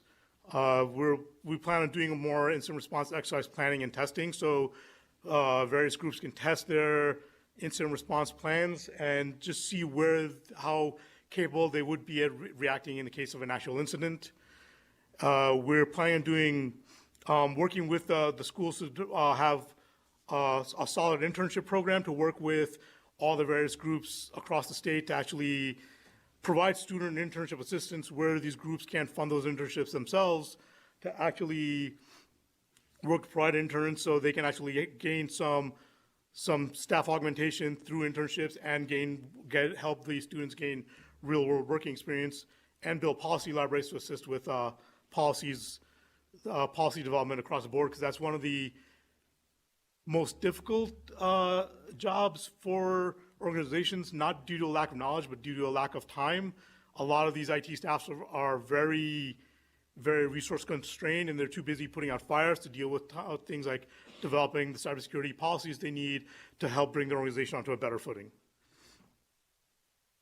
One of the ways which we're looking at gaining some of the funding for this is there's a program called the SLGCP, the State and Local Government Cybersecurity Program Grant, that's offered by DHS, which we have applied for funding to fund these three initiatives: the statewide SIEM and SOC, incident response team, and training programs for cybersecurity professionals across the state. And we're hoping to actually increase that through additional state funding. The state and local cybersecurity grant program is a very limited time span. I think next year is the last funding year for that grant. Our state budget is currently very small, to put it nicely. We were funded initially in 2017 when the only actual scope for the group was as an intelligence group, just to share out like an intelligence newsletter. We've kind of grown in scope significantly since then. I took over this group a year and a half ago, and I come from a very technical background, which is why I've been building up technical initiatives, but we don't have the resources to support those initiatives as much as the state needs them at this time. And the cybersecurity landscape has changed severely since the group was formed, so there is a much greater need. We're also hoping to get additional staffing because we don't have the staffing to support our current scope of duties, much less where we need to grow. And I made a slide based on for potential legislative thoughts and concerns because I was asked to present that as well. There's currently no reporting requirement for incidents, which is something the state should consider, we feel. I'm not sure what those requirements should be, and that's kind of more the scope of your group. But I think that is something that we do need to strongly consider putting into place. There should be different reporting requirements for public organizations, utilities infrastructure groups, because a lot of our utilities and hospitals and similar groups are private in the state, but they are a public infrastructure regardless of the fact that they are private. And private organizations with impactful scope, like a lot of our tourist groups, the gaming industry, and other organizations that have a large scope to the finances and economy of the state. There are some cyber crime laws that do need to be updated. There's currently no provision within state laws to address cyber stalking and online harassment, which has become a very, very common problem in today's world. And I work pretty closely with Metro PD, somewhat closely with Reno PD, and very closely with state DPS. And when these cases come before them, their hands are kind of tied because they have no authority to act on them. And that is something that needs to change because it's a real problem for our population today. And this is a weird one, but it's something that Reno PD explicitly reached out to me on, and that is the existence of Bitcoin ATMs within the state. And these have been exclusively used to perpetuate fraud against our aging population. Almost always, these are used as a form of ransom and a form of ransomware and a form of like a fraud crime where they direct unsavvy members of our population, untechnically skilled members of our population to go to these ATMs and withdraw money in a way that cannot be easily traced for the purposes of fraud. So something about them does need to be addressed. And another item which goes into what was brought up before about it was the public information requests, which was brought up by a previous agenda item, is that there is currently personal devices do fall under a lot of the public information requests that come in, and that is something that should be addressed. Thank you. That's all I had to bring up. I tried to keep it short to give time for questions, and I hope you guys have a lot of questions for me. Thank you. You guys heard it. He hopes there's a lot of questions. So I'll go first. Members, are there any questions in Northern Nevada or on Zoom? Doesn't appear that Senator Daley has any. Senator Hansen or Assemblyman Gerd, do you have any questions? Yeah, Senator Hansen does. Go ahead. Oh, thank you. Question, first of all, with cyber crimes, right now you mentioned Reno PD and Metro, are these typically handled on the federal level? I mean, and what are the penalties for people that violate cyber crime law? So that is a major challenge of cybercrime. A lot of these actors do not reside within the state, and in that case, is handled on a federal level. The crimes that I mentioned are usually the only types of crimes that we do see handled at a local level, and in those cases, they would go to either NDI, the Department of Investigations under Department of Public Safety, if it spans jurisdictions, or the local jurisdiction if it stays within a jurisdiction, like usually Metro PD or their equivalent in any other county.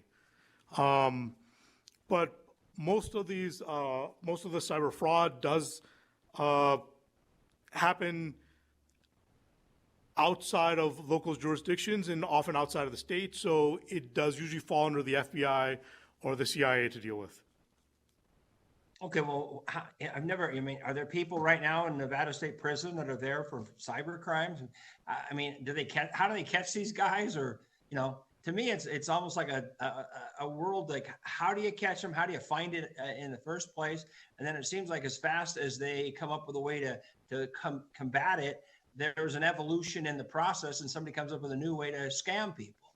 I'm just kind of curious as to obviously we can pass laws all day long, but if they can't be enforced or they're not enforced at the state level, what engagement does the Nevada legislature have in dealing with this?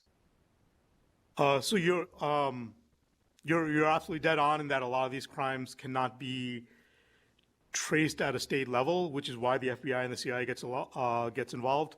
That's why I specifically mentioned cyber stalking and online harassment. Most of those can be traced at a local level, and most of those crimes happen in a way that's not being done by organized criminals. That's not being done by people who are professionally savvy in a way to hide their tracks, and they can be easily investigated.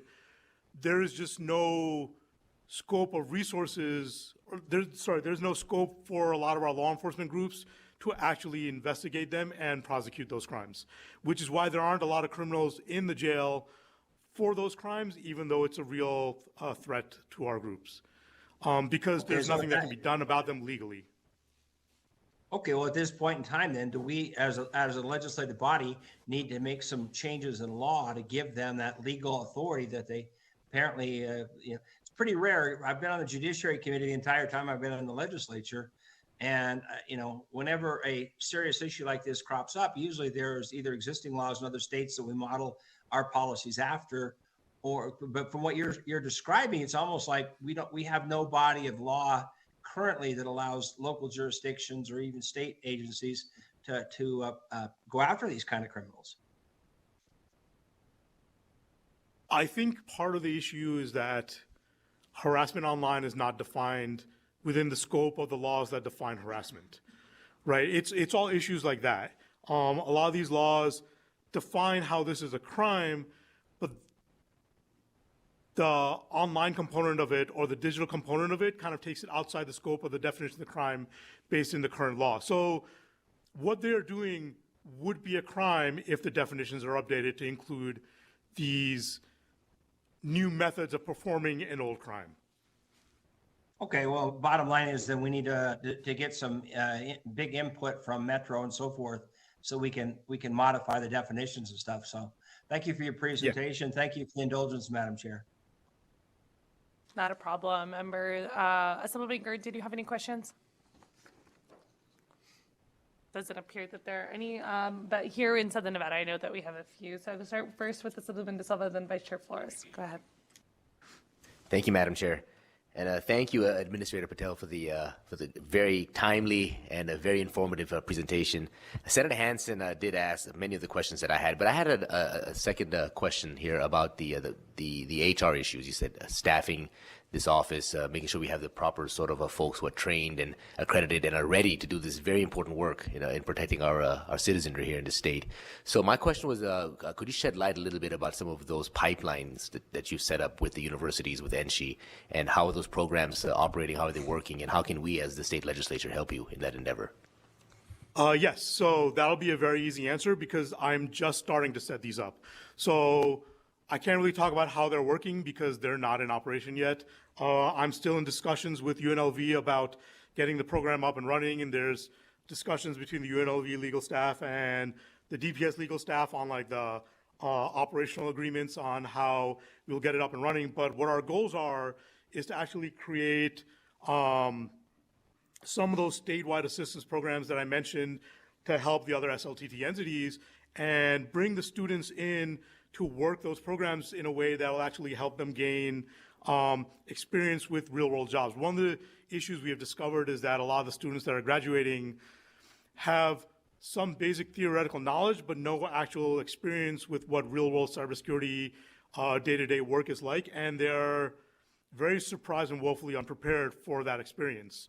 And what UNLV wishes to do is to actually amend their cybersecurity degree program to actually require a part of it as like 1 or 2 semesters of practical, which would require working with the programs that the OCDC is setting up with the school to actually gain this real world experience so their students are better prepared. And that's kind of the model that we're hoping to approach things with, and kind of the model that we're hoping to spread to the other universities and colleges within the state as well. Thank you. I'll go to Vice Chair Flores, then Assemblyman Carter.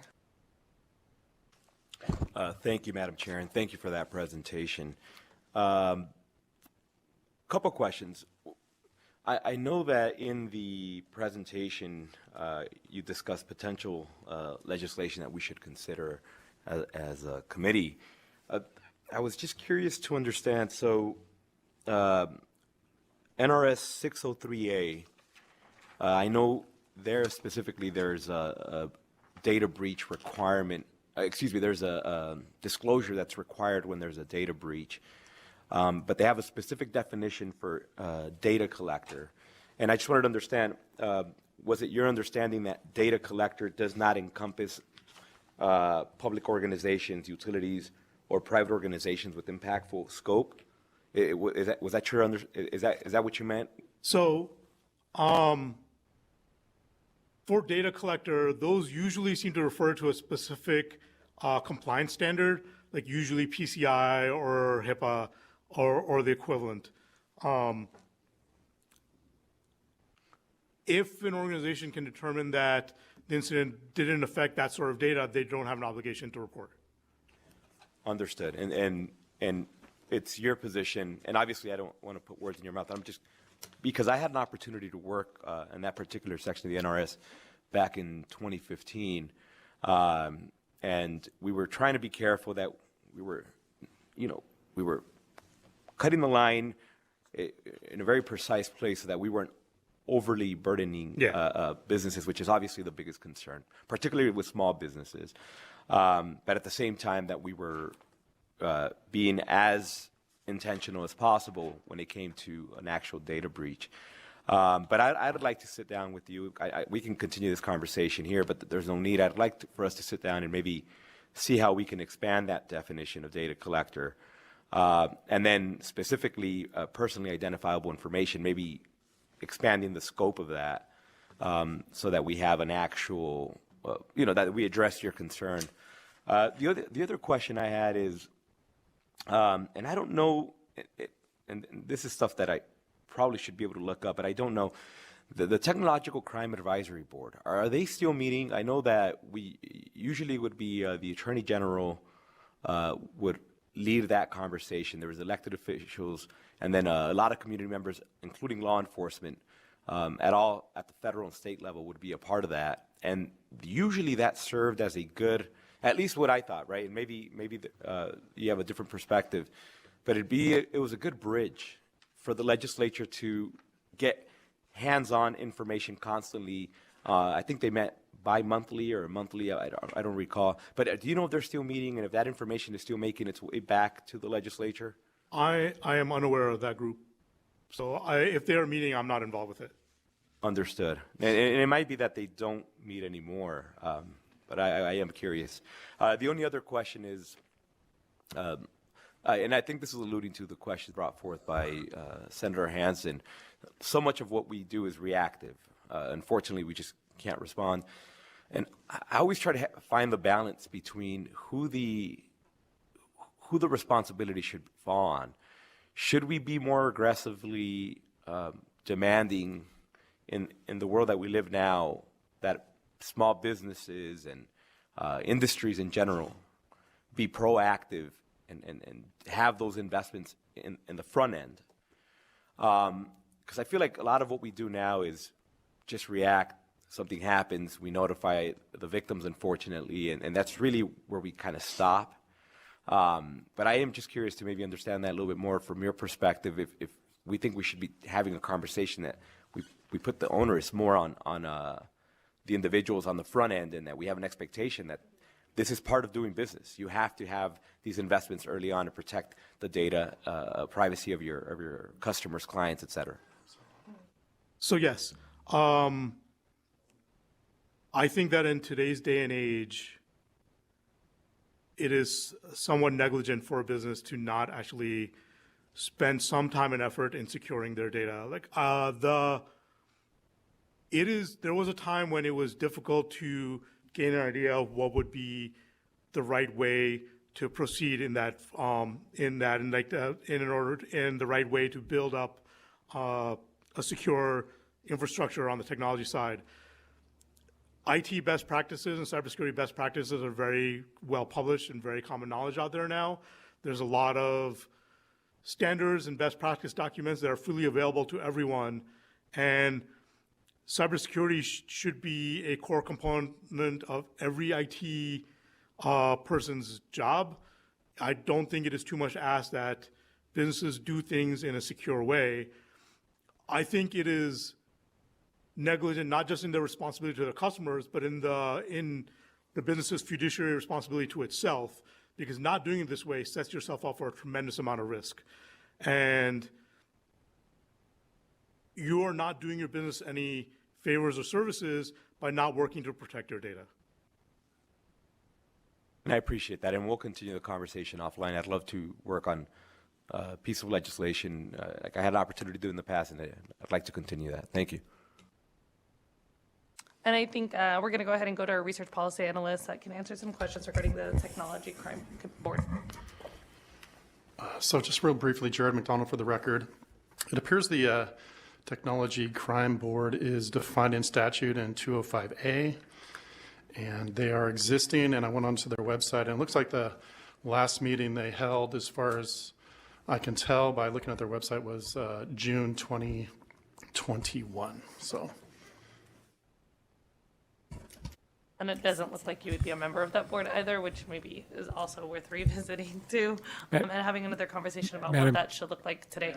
Madam Go ahead, Chair. Senator. Yep, thank you. And just a little bit more to add to that. So we did bring that board in front of the Sunset Subcommittee. We had conversations with the AG's office, and they're recommending that it be terminated. They're planning on bringing legislation to redirect some of the tasks of that to other boards and agencies to try to coordinate that. So there is still the work going on, I'm assured by the Chief of Staff in the AG's office, Teresa Benitez-Thompson, but that's something we'll be looking at. But that board basically completed its work and isn't doing anything. Thank you. And to kind of just build off that question quickly, has there been any coordination between this office and the Attorney General's office on these issues? I worked with some of the Attorney General's office's technical staff in getting some of the cybersecurity initiatives that they want put forth. I've not worked with the Attorney General's office directly on the legal side. I would like to, I just haven't had the opportunity yet. Thank you, I appreciate that. Assemblyman Carter.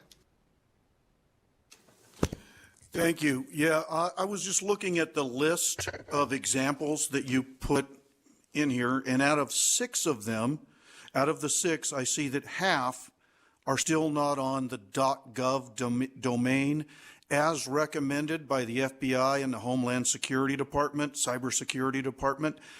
What is being done to encourage these state and local entities to transition away from .com and move towards .gov, which is much more secure? So I'm a big proponent of the .gov domain and moving all the entities to that. I moved my organization to the .gov domain as soon as I took over this office. So I'm ocdc.nv.gov.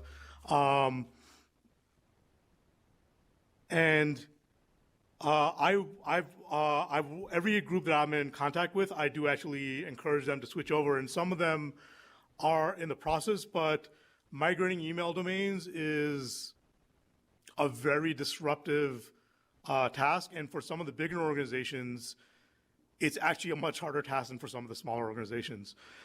We've had in the grant that I mentioned, the SLGCP grant, many of the organizations that applied to that grant actually included a .gov migration as part of the grant funding, just to help hire some consultants to help make that move easier for them. So there is movement in that happening across the state, but it is unfortunately a slower process than I would like, and I think a slower process than anyone would like, but that's the realities of a technical migration of that sort. Thank you very much. I just think it's telling that 3 of the top 6 ones were vulnerable. Don't know if that's what caused it, and we're talking UMC is still on .com, Harry Reid International Airport is still on .com, and so thank you. Actually, Harry Reid International Airport, which I can speak to with some authority because I used to be their CISO before I took over this role a couple of years ago, uses their .gov address internally. They have a public website on the .com, but that's not what they use for their internal domain. And actually having that split kind of makes them a little more secure because of the nature of that. Thank you. And I have a couple questions as well. So the SLGCP grant, what does that timeline look like for that? So that grant was a part of the National Infrastructure Bill, and it started issuing funds in 2022, and it's for a 4-year bill. So I think 22, 23, 24, 25 is the last year it's going to be coming out. They actually just did the disbursements for 2022 last year. It's a reimbursement style grant, not like not a proactive funding style grant. So a lot of the 2022 and 2023 disbursements just came out. I think they're expecting the 2024 disbursements by the end of this year. And I'm assuming the 2025 disbursement will come at the end of next year. There was some challenges in getting that spun up at the federal level because I don't believe that DHS has issued a grant through CISA before, which is the organization that's managing this grant. Okay, and has there been any collaboration with our federal delegation to help just push for this grant to come to Nevada? I'm sorry, could you repeat that? Has there been any collaboration with the federal delegation to help advocate for this grant to come to Nevada? Yeah, we do work with our federal partners on this. The Department of Emergency Management is the one that's managing the grant for the state, and they have a pretty good relationship with federal partners because they manage a bunch of other grants as well. So we do get, we are getting a grant disbursement for the state. What they do is they give a bucket for the state and then let the state disperse it internally. And that internal disbursement is managed by the Governor's Cybersecurity Task Force. So we got, I want to say, $4.5 million in 2022 and like something like $6 million in 2023. I don't know what the 2024 allocation is going to be. Thank you. I appreciate that. And then earlier in the presentation, you had mentioned you kind of showed some of your staff members. Is that the comprehensive team for the cybersecurity division? Yeah, that is all of us right now.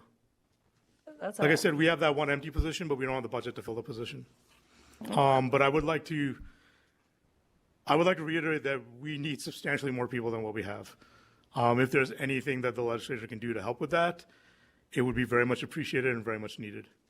Thank you. And do you know, like, generally this office in other states, do you know how many staff or how many members are generally a part of an office like this in other states? I don't think there is an equivalent in a lot of the other states because a lot of the states are not as distributed as we are here. South Dakota, for example, just runs their cybersecurity group, has oversight over all their local and county governments. Like, they manage it all centrally. It's all one big central system.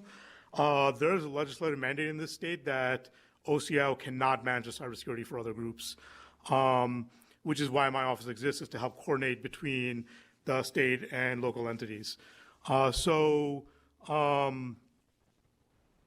I can't say specifically, but I do know that, like, California, for example, has a cybersecurity incident response group that numbers in like 150 folks, for example.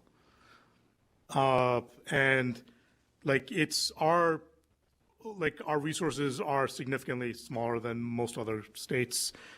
Part of that is because we are split up, but it's just the resource allocation just hasn't been made yet.